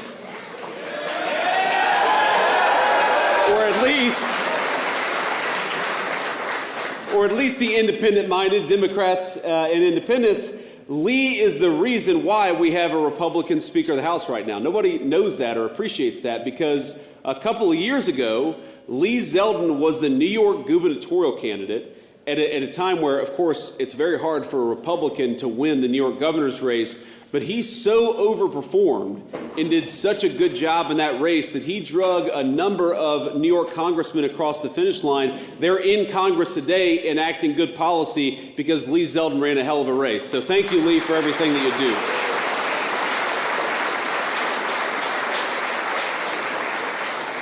Now, just on a personal note, I am very, very grateful, and I appreciate the warm welcome you guys gave to our wonderful second lady, my lovely wife, Usha Vance. Thank you, honey, for being here.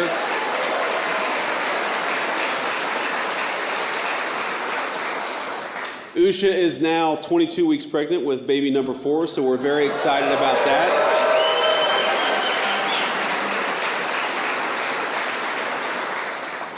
And I remember when we decided to run for vice president, I said, honey, I really want to have a 4th kid. And she said, well, you can become vice president or you can have a 4th baby. But ladies and gentlemen, I am persuasive because I got both. But let me just say on one other personal note. So we left Washington this morning, which has the craziest weather anywhere maybe I've ever lived in my entire life. Washington, D.C., it's, if you hate the weather, just wait 10 minutes because it's going to change. So we get on the plane, and I look at my staff, and I say, it is cold in Washington. I hope that we're going someplace warm. And they said, well, we're going to Auburn Hills, Michigan. And I said, oh. I bet it's not warmer in Auburn Hills, Michigan, but you know what? Cold weather makes hardy people. It makes great American workers, and this is the hardest working state anywhere in the union with the best workers.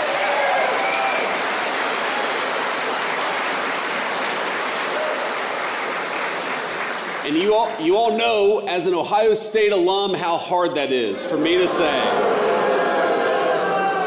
But I'm gonna give you just a little bit of grief here because, of course, this incredible business that we're in with 100 high-quality American manufacturers doing great things is called Engineering Design Services Incorporated. And I met some of the leadership just backstage. And of course, so many of you are the very people who work with your hands, you work with your minds, and you keep this great American renaissance in manufacturing going. The fact that we added over 2,000 manufacturing jobs in this state since Donald Trump became president is a testament to what you all make possible. Because across the street, we got Fanuc, one of the largest robotics companies anywhere in the world, and everything that you guys do every single day makes it possible for Fanuc to do what they do. And I love that connection. I love that synergy between American workers here, American workers across the street, building great robotics so American workers in Wisconsin could make things that they weren't making 2 years ago. And the reason that has happened is because Donald J. Trump decided that we were sick of shipping American jobs overseas. We were sick of shipping American industry overseas. We are going to build right here in Michigan, right here at home, right here in the United States of America, and that's what we've done.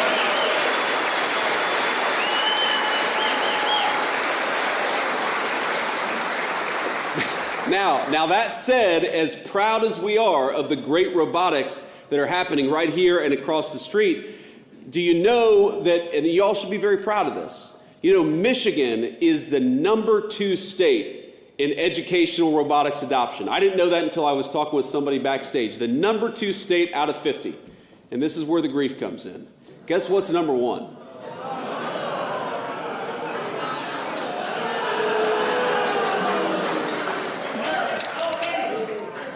Sir, I won't even repeat it because I'm going to get absolutely ran out of town if I say that. But we all know that as much as Michigan and Ohio, we have such a great rivalry. We have that rivalry because these are two of the states that are the proudest when it comes to building things and making things and creating the American dream. And it's why I love this state.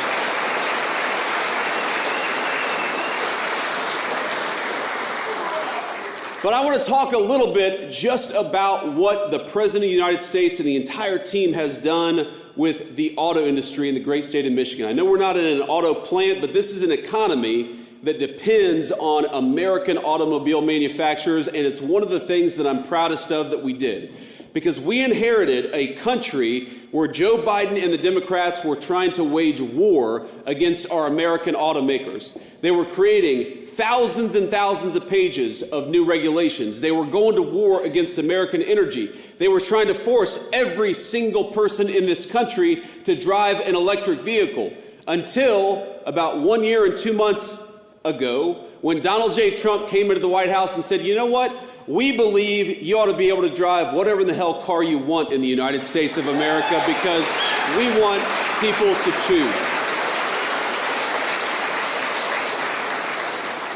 So here's a statistic for you. In 2025, last year, new U.S. vehicle sales rose by 2.4%, which is the biggest jump in American-made automobiles since 2019, the last time Donald J. Trump was president. We've seen just in the last 6 months, we've seen the effects of our tax policy start to make its way into the Michigan automobile industry. You know, those working families tax cuts that Lee helped get passed and John James and so many of our great Michiganders helped make happen, that is real money in your pocket. And for our businesses, that means they can hire more, that means they can create more jobs, that means they can invest more in our great country. You know, those working families tax cuts mean no taxes on Social Security. If you like no taxes on Social Security, remember, Republicans made it happen in Congress. If you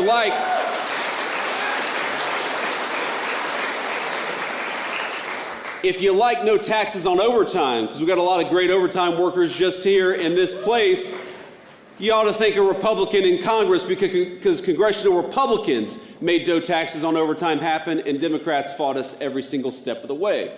And if you happen to believe that lowering taxes for people making less than $100,000 a year, and everybody else, by the way, is good policy, then again, we got to remember that it was congressional Republicans that made those victories happen. And I happen to believe, I'm fundamentally, I think a lot of you know this, I'm an optimist about this country. I think that we have great Democrats, great Republicans, great independents, but the Democrats in Washington, D.C. are a different breed from the Democrats that exist in most of the rest of the country. Yeah, I was raised by two working class Democrats. They were patriotic. My grandfather was a union steelworker for pretty much his entire life. I don't think he would understand the Democrat Party of Hakeem Jeffries and Chuck Schumer and Nancy Pelosi, because they don't celebrate American victories. They don't vote for lower taxes for American workers. They don't seem to be happy when America is doing well. And fundamentally, the reason I'm here is to get us to remember, we've got an election, it seems like it's very far off. But the reality is, in just about 6 months, you're going to be asked to go to the polls, and you're going to be presented a question. Do you support the party that fights for fraud and illegal immigration, or do you support the Republican Party that fights for you, for lower taxes, and for good jobs right here in Michigan?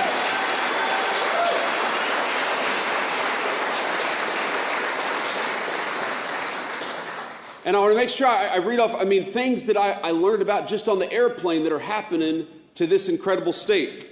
You know that Detroit Diesel, one of the biggest engine manufacturers, announced it was adding a third shift and recalling laid-off workers that had been laid off last year. Why do you think that happened?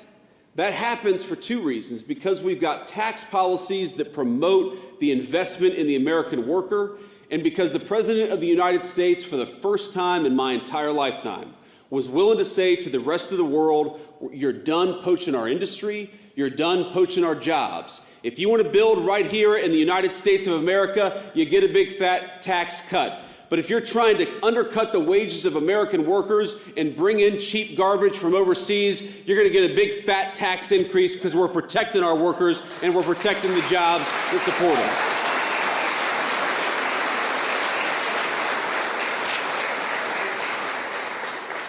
So we eliminated the EV mandate. We eliminated a lot of the taxes that made it hard for us to invest in our communities. We had a president of the United States who was willing to go to war against those foreign companies in those foreign countries who are undercutting the wages of American workers. And that is how you get the results that we have seen just over the last 14 months. And I'll tell you, because I see him every day. I talked to him this morning before I hit the road to come to Michigan. The President of the United States is proud of this record, but he is more impatient than any person I have ever met. One of the things I love about him is he will constantly tell Lee, me, the entire economic team, will say, let's celebrate our achievements, of course, but what have we done today? What have we done in the last week? What have we done in the last month to keep this progress going? Now, there's a statistic I'm going to toss out at you, but I think all of you have felt this statistic in your hearts. Because under the Biden administration, the average American worker lost $3,000 in take-home pay. That was a combination of two things: higher prices, that terrible inflation problem that we had under Joe Biden's leadership, but it was also because of higher taxes. So every single one of us, we got about an average of $3,000 poorer while Joe Biden and the Democrats ran Washington, D.C. That is a very, very bad statistic. Now, the good news is, over the last 14 months under Donald Trump's leadership, the average American has actually increased their take-home pay by about $1,400. Now, that's a good thing. That $1,400 is money in your pocket. But what it also means is that a lot of our families are still struggling because of that terrible hole that Joe Biden and the Democrats put us in. And for so many of us, the question in November is going to be very simply, do we support the people who made us hundreds and hundreds of dollars richer, or do we support the people who made us hundreds and hundreds of dollars poorer? Let's support the people who made us richer, more prosperous, and more secure, and that's the congressional leadership in Washington, D.C.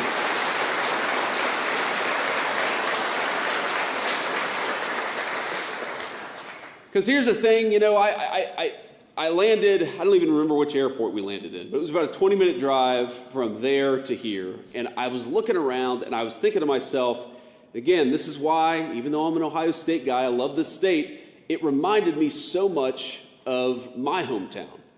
You've got some of these beautiful old homes that I saw, places that are harken back to an era of American greatness when we built these beautiful buildings, and some of them looked amazing, and some of them, let's be honest, looked like they were struggling.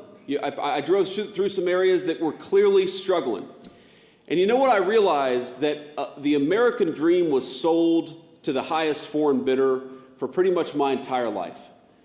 I'm 41 years old, and we said everybody, whether it was on Wall Street or a foreign company or foreign competitor, we were going to sell out the American dream of the people right in this room so that somebody could make a quick buck, or so that some foreign competitor or some foreign country could get rich off of the infrastructure that the United States of America had built over 250 proud years. And what I realized driving through this area is that the American Renaissance, ladies and gentlemen, $1,200 richer in 14 months is a lot, but there is so much more that we can do together. There is so much more to be built, so much more to be reclaimed, so much more to be made anew in the United States of America. But it's not going to happen by going back to the failed policies of Joe Biden and Nancy Pelosi. It's going to be by doubling down on the policies of Donald J. Trump and the people who love this country.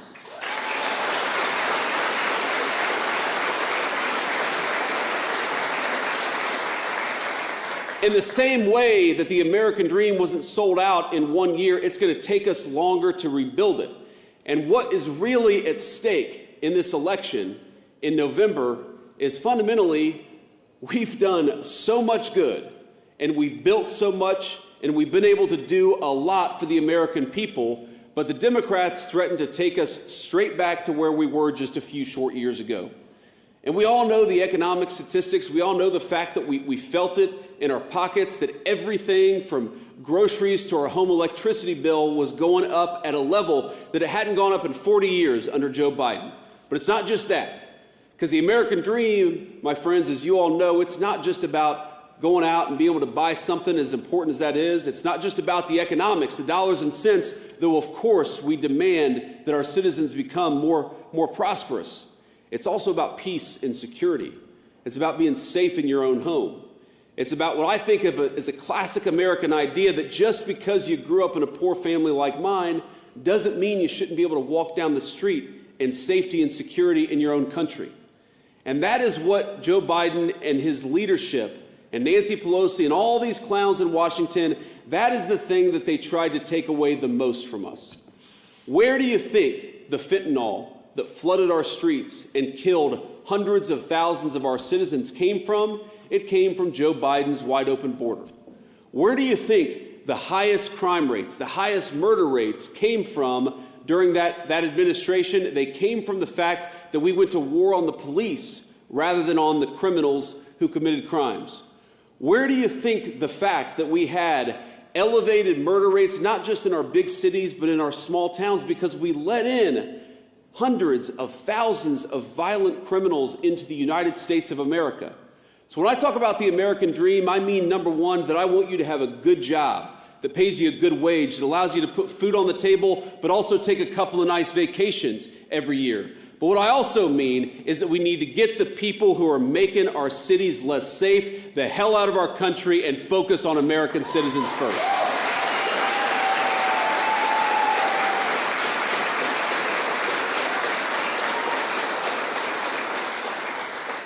Because as much as we have achieved and as much as I'm proud of what we've done over the last 14 months, the Democrats threatened to take us right back to where we were the last time that they had control of the government. Think about it. Think about the State of the Union address. It feels like forever ago. I think it wasn't even a month ago. And as you all know, I have a very unique perspective on the State of the Union address, right? I'm the one person, the president's obviously talking, and I guess me and Mike Johnson, the Speaker of the House, are the two people who just get to see the Congress. We don't have anything to say. You stand up and sit down probably 150 times. But, it gave me a perspective on what's going on in our country. I should say what's going on in our capital more than what's going on in our country, because I realized that there is such cowardice in Washington, D.C., in the political leadership in Washington, D.C. I've never seen anything like it. So you may remember this line. If you don't, I'll repeat it for you. But the president said something to the effect of, I'm paraphrasing a little bit, but he said something like, if you believe that if you believe that the government ought to put American citizens first rather than illegal aliens, stand up and cheer, okay? And every Republican and like 3 or 4 Democrats stood up and cheered. But what was funny is not just that the Democrats were sitting on their hands, it's that they were all looking around. Like, what do we do here? And what kind of a person is elected to serve in congressional leadership and has to look around at their peers rather than stand up and clap for the basic idea that the American government should be fighting for you, not people who are fraudulently in our country? What kind of a person can't stand and clap for a 6-year-old girl who was hugging her father because she was, a little nervous, she was in the public spotlight, but we were celebrating this 6-year-old girl because she had survived a criminal attack from an illegal alien who shouldn't be in this country? And the Democrats couldn't stand and cheer at that. And the thing that I took away from that is much more than any political issue, any policy issue. I can stand up here and proudly say that we shut the border, we lowered your taxes, and we have the lowest murder rate on history. And that is something I'm very proud of. But you know what I'm more proud of? That I am part of a political movement that is fighting for each and every single person in this room. Doesn't mean you're always going to agree with us. Doesn't mean you're going to agree with everything that congressional Republicans do in Washington, D.C. But what I do know is that they wake up and they think, how can we best serve the people of this community and the people of the United States of America?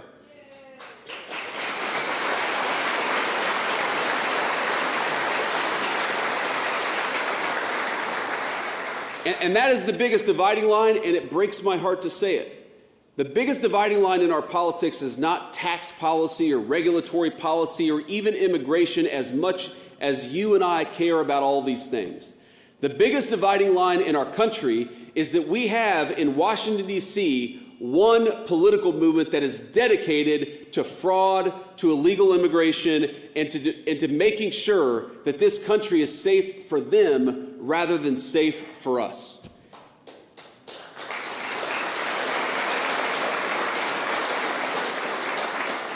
I really would. I would love to live in a country where when the President of the United States says it is the duty of the American government to look after American citizens first, for everybody, Democrat and Republican, to stand up and cheer.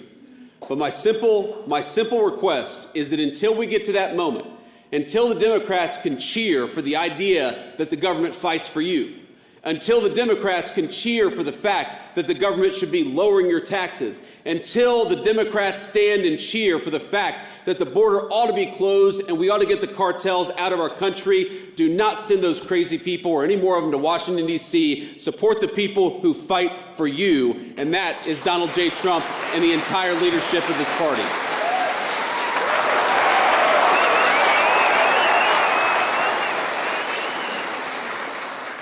Okay, so I've said everything, or at least most of what I want to say here, but I want to just give I want to give one note of shout out to our fellow Americans in this community who have suffered a little bit in the last couple of weeks, and then I'll take some questions from the reporters. So I believe we're only about a half an hour or so away from the facility Temple Israel, the synagogue that was attacked by a terrorist not even a week ago, I believe.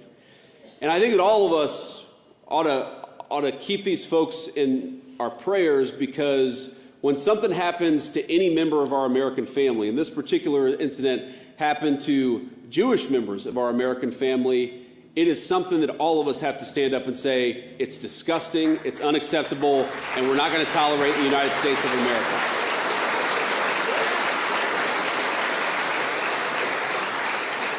So I hope all the folks from Temple Israel know that we're praying for them, we're thinking about them, from the President of the United States, the Vice President, and everybody else. We love you, and we're proud of how you've handled this particular situation, because it is tough. In particular, there was a police veteran who was a security guard by the name of Danny Phillips. And Danny Phillips was one of the heroes that day. He was injured protecting the people in that community. And I hope all of us will give a big round of applause and a prayer to Danny Phillips. He's the very best of this country, and sometimes you see the very best on our worst days.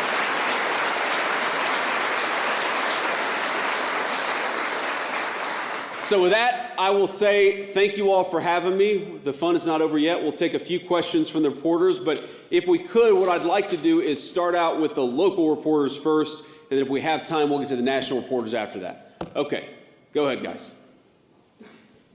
Hi, Mr. Vice President. Brett Cast with WXYZ here in Detroit. Thank you for taking questions.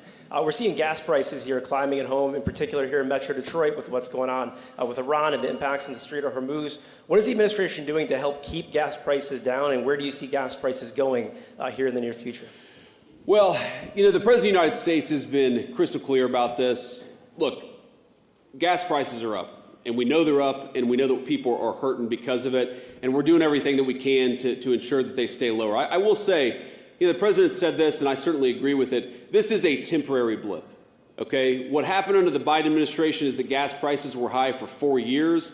Gas prices are higher right now, and frankly, they're not even as high as they were during certain parts of the Biden administration because of what's going on in the Middle East. It's not going to last forever. We're going to take care of business. We're going to come back home. And when that happens, you're going to see energy prices come back down to reality. But in the meantime, we got a problem. We know that we have a problem. We're doing everything that we can to address it.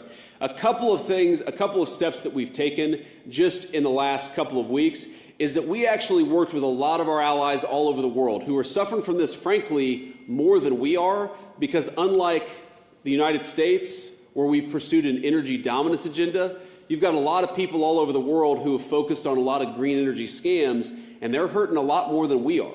So as much as we got to focus on getting these gas prices down, the reality is overseas they're feeling it far worse than we did, because we've taken the steps to protect our energy economy. So for example, what we did working with these allies, is we released hundreds of millions of barrels out of all these petroleum reserves so that we could put some downward pressure on prices. We're working on a number of things. In fact, a couple of things that I think will be announced in just the next 24 to 48 hours. I don't want to get ahead of the president on that, but we recognize this is an issue. We are fighting against it, and we promise that when this conflict draws to a close, when this operation draws to a close, we're going to see those energy prices come back down to reality, because that's what the president promised to do. He delivered an energy-dominant agenda. It's made us much more secure in the face of these things. But yeah, we got a rough road ahead of us for the next few weeks, but it's temporary. Next question. Hi, Remington Hernandez, News Channel 3 in Kalamazoo. The Gordie Howe Bridge is not too far from here. President Trump has made some comments about trade with Canada. For manufacturers here in Michigan, that bridge will be a lifeline to get products over the border. Do you think that the president has taken the right steps with Canada in regards to the bridge, and do you think that it should open on time? Well, the president's attitude to Canada is they are an important ally. They're an important trading partner, especially for folks in this region of our country. But Canada has taken advantage of the United States of America for far too long. And they've taken advantage of the United States in a couple of different ways. Number one, they have allowed us to subsidize their entire military, their entire security. Canada pays virtually nothing, at least until a couple of years ago, for their own security, which means we had to foot the bill for that security. Is that fair to you and your kids that you have to pay for the military of a foreign country? No. So the President of the United States said to the Canadians, number one, you guys got to take your own security more seriously. You're always going to be an ally, but why don't you have a little bit more self-sufficiency? And I think that makes complete and total sense. The second thing the President said is, if we're going to be true friends, you have to treat our workers as fairly as we've treated Canadian workers for 40 years. Again, we have let so many people over the entire time that I've been alive take advantage of the United States of America. The president said, if you're going to apply a tariff to our goods, we're going to start applying a tariff to your goods too. It's basic fairness. And that's what we've done. And our hope with Canada, and I think we'll get there eventually, is we're going to get to a point where Canada treats our workers fairly, we treat their workers fairly, and they're going to be a true ally and a true friend, not somebody who's taken advantage of us, which is what they've done for most of my life. Thank you. Next question. Will Jones from Local 4, with the ongoing war with Iran and the recent attack that you just mentioned on a synagogue not too far from here, what is being done to keep Americans safe here at home? Yeah, a very good question. I believe that Tulsi Gabbard and John Ratcliffe are actually testifying before Congress right now to talk about some of these issues. So let me just say that it is an obsessive focus of the entire U.S. government to understand where the threats are, where people might attack innocent Americans, and what we can do to address it, to get ahead of it, and if, God forbid, something does happen, to respond to it as quickly as possible. And there's a whole host of things that happen. Look, we're monitoring, some classified stuff, some phone calls, things like that, so that we can try to figure out when foreign actors want to come into our country to commit acts of terrorism in the United States of America. We've got the FBI searching for people who have come in, usually illegally, to the United States of America, who might wish the United States ill will. We're continuing to get illegal criminals out of our country because those are very often the people who commit acts of violence against the United States of America, against our people. So there's a lot that we're working on. Knock on wood, I think that we've had a very good track record with security under the Trump administration. We've got murder rates as low as they've ever been. But the only way to stay ahead of this stuff is to keep vigilant about it. The unfortunate reality is there are always bad people out there. Again, very many of them outside of our country who are trying to come in. They're always going to be there. What you need your government to do, what you should expect your government to do, is to stay on top of it and keep you as safe as possible. That's what we try to do every single day. Thank you.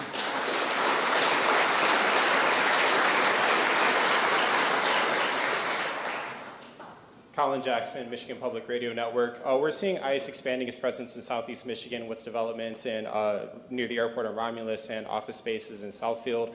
And I'm wondering what words you would have to say to community members who may be concerned that this might lead to an increase in aggressive immigration tactics like we've seen in Minnesota or Chicago.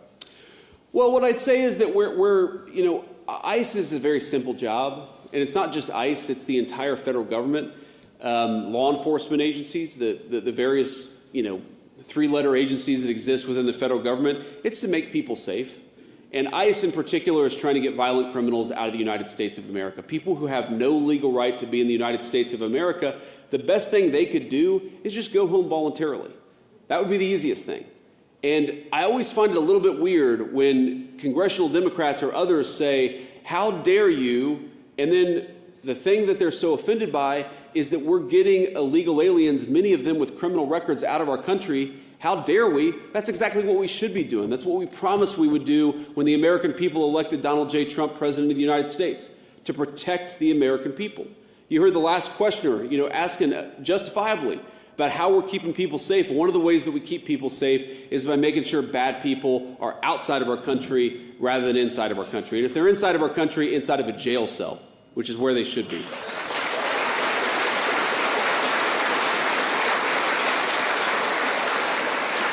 But on this issue of, they're worried about, I forget how you phrased the question. You said they're worried about aggressive enforcement.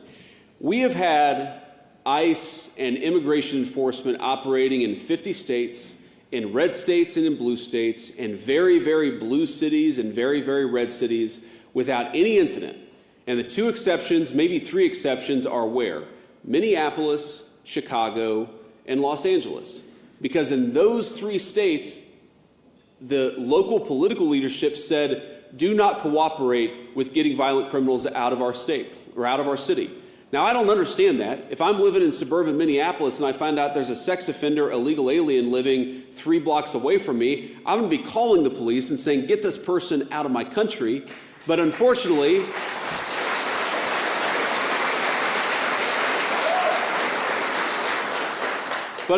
you've had some governors and a couple of mayors who have said they're going to do everything possible to create civil strife by blocking immigration enforcement. What I would ask people in town to do, what I'd ask everybody in these communities to do, is just tell your local leadership that you want them to cooperate with getting bad people out of the United States of America. So long as we've got the cooperation and so long as we're working as a team, the chaos that you see in Minneapolis, it's not going to happen. It only happens when you've got broken and dysfunctional political leadership that tries to stop us from doing our jobs.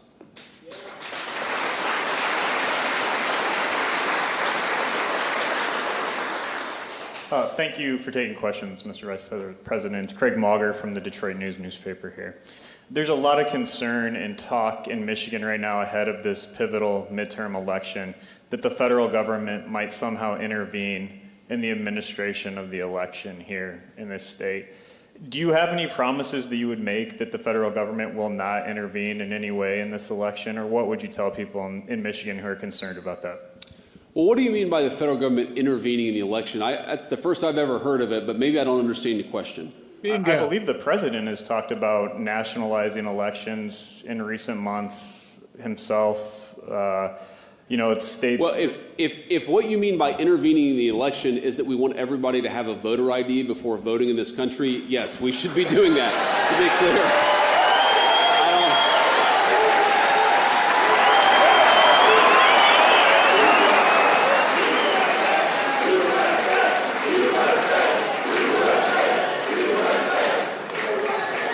I mean, if by what you mean is, Marco Rubio has like 5 jobs, is the president going to send Marco Rubio to Michigan to be a ballot counter as his 6th title? I don't think so. I haven't talked to the president or Marco about it. But look, there's a lot of scare tactics, and there's a lot of scary language floating around there.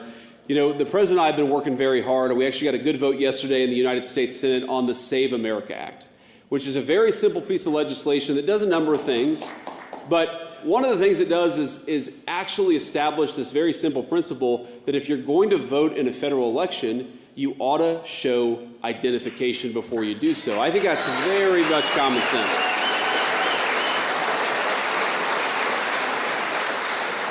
So no, we don't want to intervene in elections, but we certainly want to make elections safe and secure. Number one, because we want to make sure that the will of the voters is actually recognized and respected. But think about this.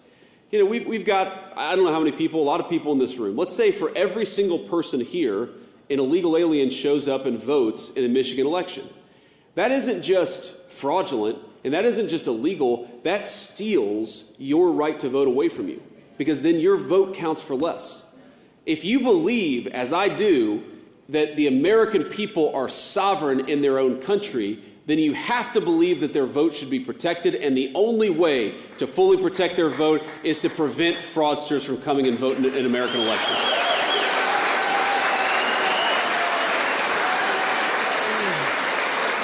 Okay. And we'll take just one more question. Hello, Mr. Vice President. Ben Solis, Michigan Advance. Joe Kent resigned from his post over his objection to the war in Iran. He was among those Republicans who was pretty dedicated to Trump's agenda and the MAGA movement. So how does his exit speak to the fracture of that coalition over the war? And what can you say to those who deeply believe in the president's agenda but are really worried about the consequences of what the war in Iran holds? Well, look, I mean, the president has said this, I've said this, nobody likes war, right? And I guarantee the president of the United States is not interested in getting us, in the kind of long-term quagmires that we've seen in years past. I know the president. I know the way that he thinks about America's national security. That is not a risk with this president at all. What he has also said consistently for 10, 15 years, maybe even longer, is Iran cannot have a nuclear weapon, and he's willing to take action, diplomatic, ideally, but military action if he has to make sure that that doesn't happen. That's all this is about. We don't want the Iranians to have a nuclear weapon. The president's been clear about this, and that's what led to the president's decision of, about 3 weeks ago. Now, you ask about Joe Kent. Now, I know Joe Kent a little bit. I like Joe Kent. You heard the president of the United States say yesterday that he likes Joe Kent, too. But it's one thing to have a disagreement of opinion. I know the president very well. He welcomes differences of opinion. He likes it when people express their views about what should happen. He listens to everybody. It's one of the great things I like about him is that whether you're the gardener at Mar-a-Lago or whether you're the Secretary of the State, the president cares about what you think about an issue. He recognizes that everybody has smarts and everybody has wisdom. That said, whatever your view is, when the president of the United States makes a decision, it's your job to help make that decision as effective and successful as possible. And so the president said this yesterday, if you are on the team and you can't help implement the decisions of his administration, he has the right to make those decisions, then it's a good thing for you to resign. And I think that's exactly right. It's fine to disagree.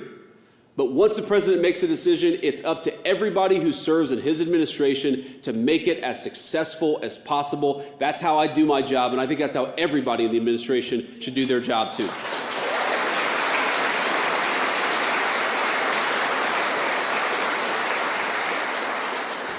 So let me just say this on a closing note here. We're here in the great state of Michigan. I'll head back to D.C. this evening. But I just want to say that I know that you guys are the people who actually make this country run.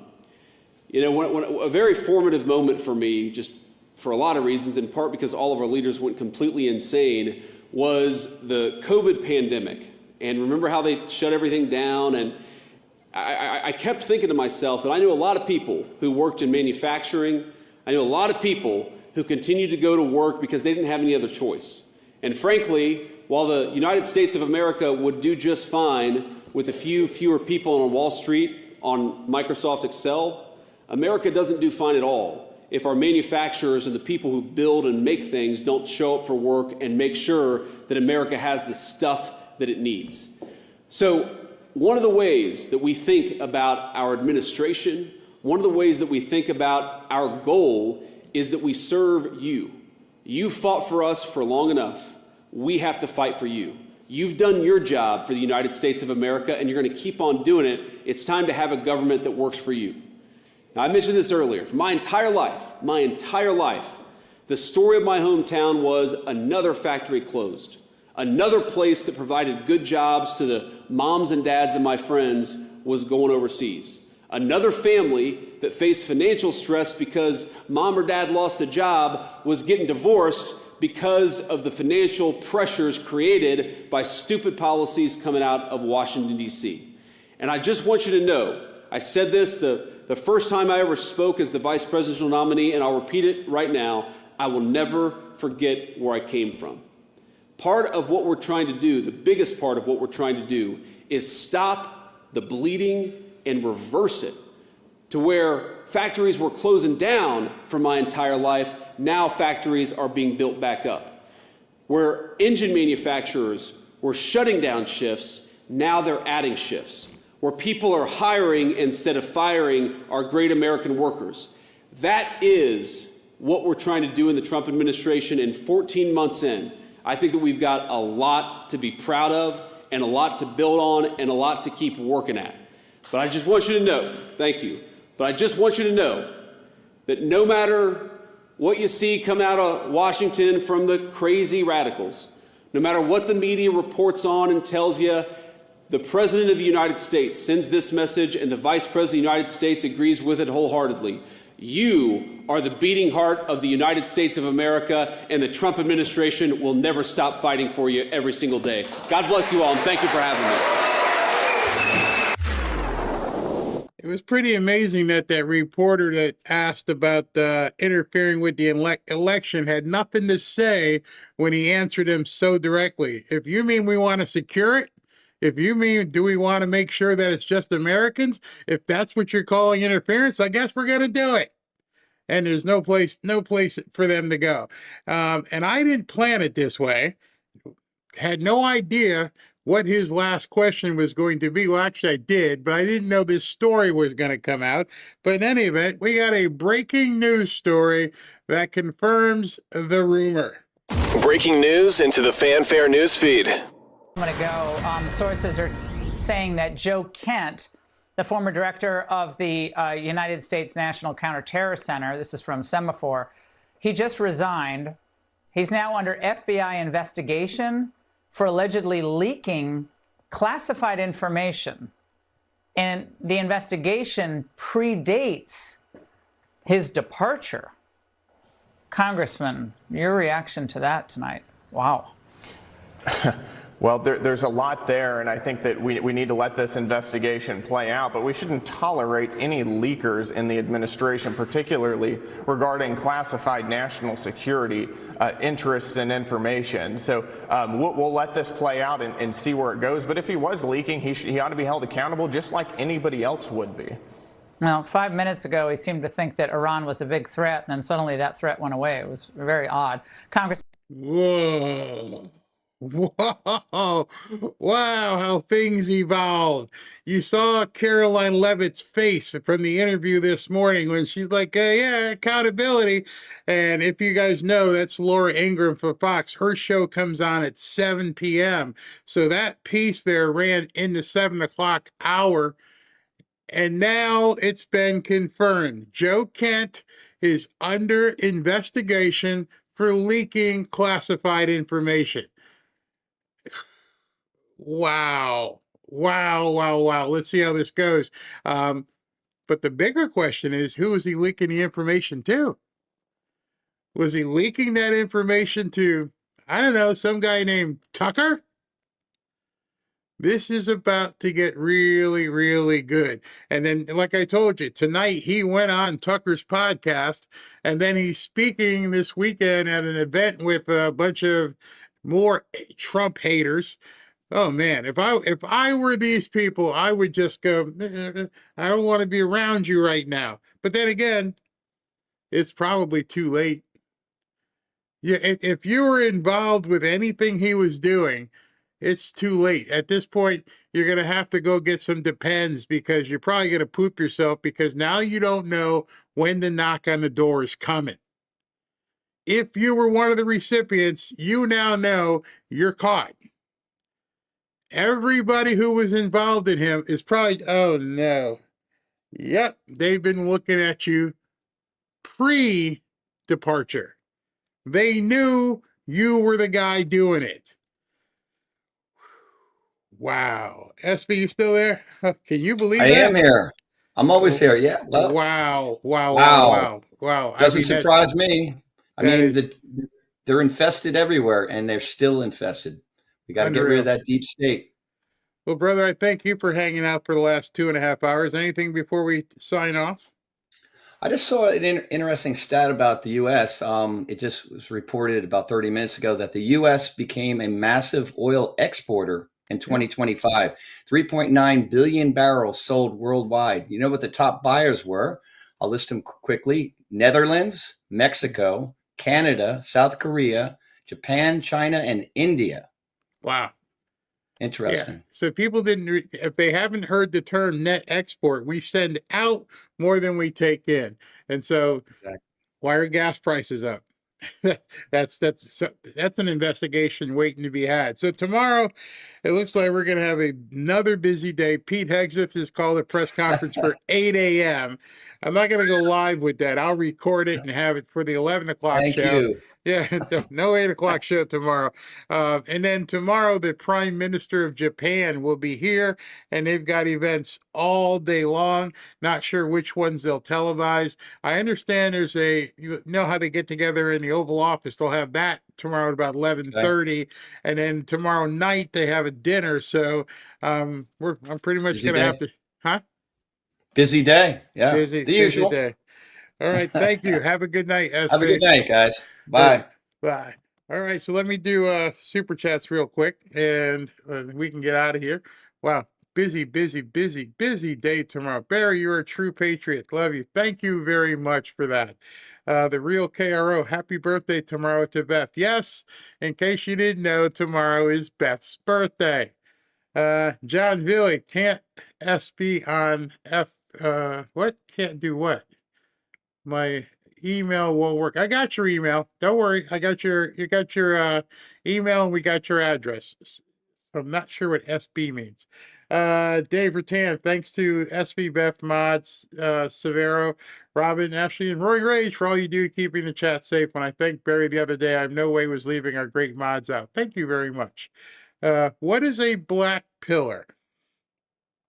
The Black Pillar Brigade are those who just do nothing but bring black clouds over everybody, and it's the opposite of the red pill. These are people who think that Trump is doomed. The midterms are doomed. Everything around Trump is bad, and all they do is spend all their time right now telling you how bad things are for Donald Trump and MAGA. Basically, they're not your friend. Chiosop, 100% MAGA. I've lost customers, wow, friends, and family members. They came back to tell me I was right about Trump. I have to defend our country. Stand proud. Great. Fernando, well, thank you, brother. Hi, Barry. We love your show. Please use the donation on purchasing Bibles.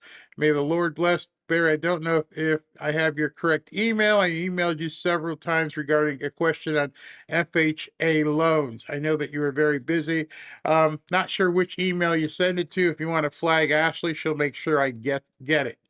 I can tell you what you need to about FHA loans, for sure. Mary, I'm super MAGA to the core. Great. Dave Rattan, thank OPEC for the oil prices. Somehow the U.S. allows OPEC to control the world pricing. Shouldn't. Demon of Cybertron, stores also charge card transaction fees on gas. There's stores that have cheaper gas if you pay cash. Look for these people. I don't know if you guys have a Costco membership, but Costco gas is often much cheaper. Much. Chiosop, go in the morning early. Chiosop, travelers can tip $2 to TSA and it'll ease the pain. Yes. G. Fisher, maybe they are replaced from the past. The TSA lines, the media is honest. I did that this afternoon. I'm like, I got to ask people, check your local airport and see what the wait times are, because I don't see that. The media's lie and apologize game is almost over. I hope so. Mariah, we're all stuck in Never Land at this time. What a nightmare for those not doing their own research. That's my big proponent and advocate to you guys, is always keep doing your own research.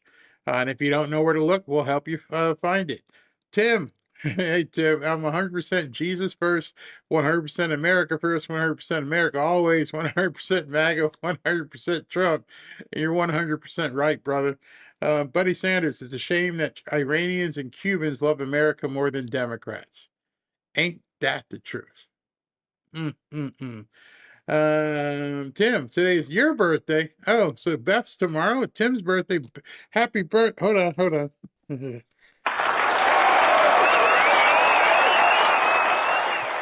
Wow, thank you. 48 years old. Wow, brother. Congratulations. Lisa, I'm just being a cheerful giver to my favorite podcaster. We're not going to use the word podcaster anymore. Thank you. We're going to use digital newscast. Thank you for keeping me sane, Patriot. You're welcome, Lisa. AI Phelps, Alpha Warrior said great things about you last night. Great job, Barry and team. He's fantastic. I mean, he has a show. I have a show. But when we can find the time, he and I can talk literally for hours. We could just talk and talk and talk. I love him. Great guy. Great guy. No, nothing bad to say about Alpha Warrior. Love what he does completely. Mel Porter, God bless you and thank you so much. Thank you. And last but not least is Neo. Thank you at Fair for Team. Awesome show. Thank you for sharing VP speech. Vance's MAGA 100 has big future for USA. God protect Trump and his team. All right. So you heard from the notifications. Big day tomorrow. Thank you, Neo. Big day tomorrow. We're going to probably about 11:15 or so. We'll see what time all the events are taking place. So I will see you guys tomorrow.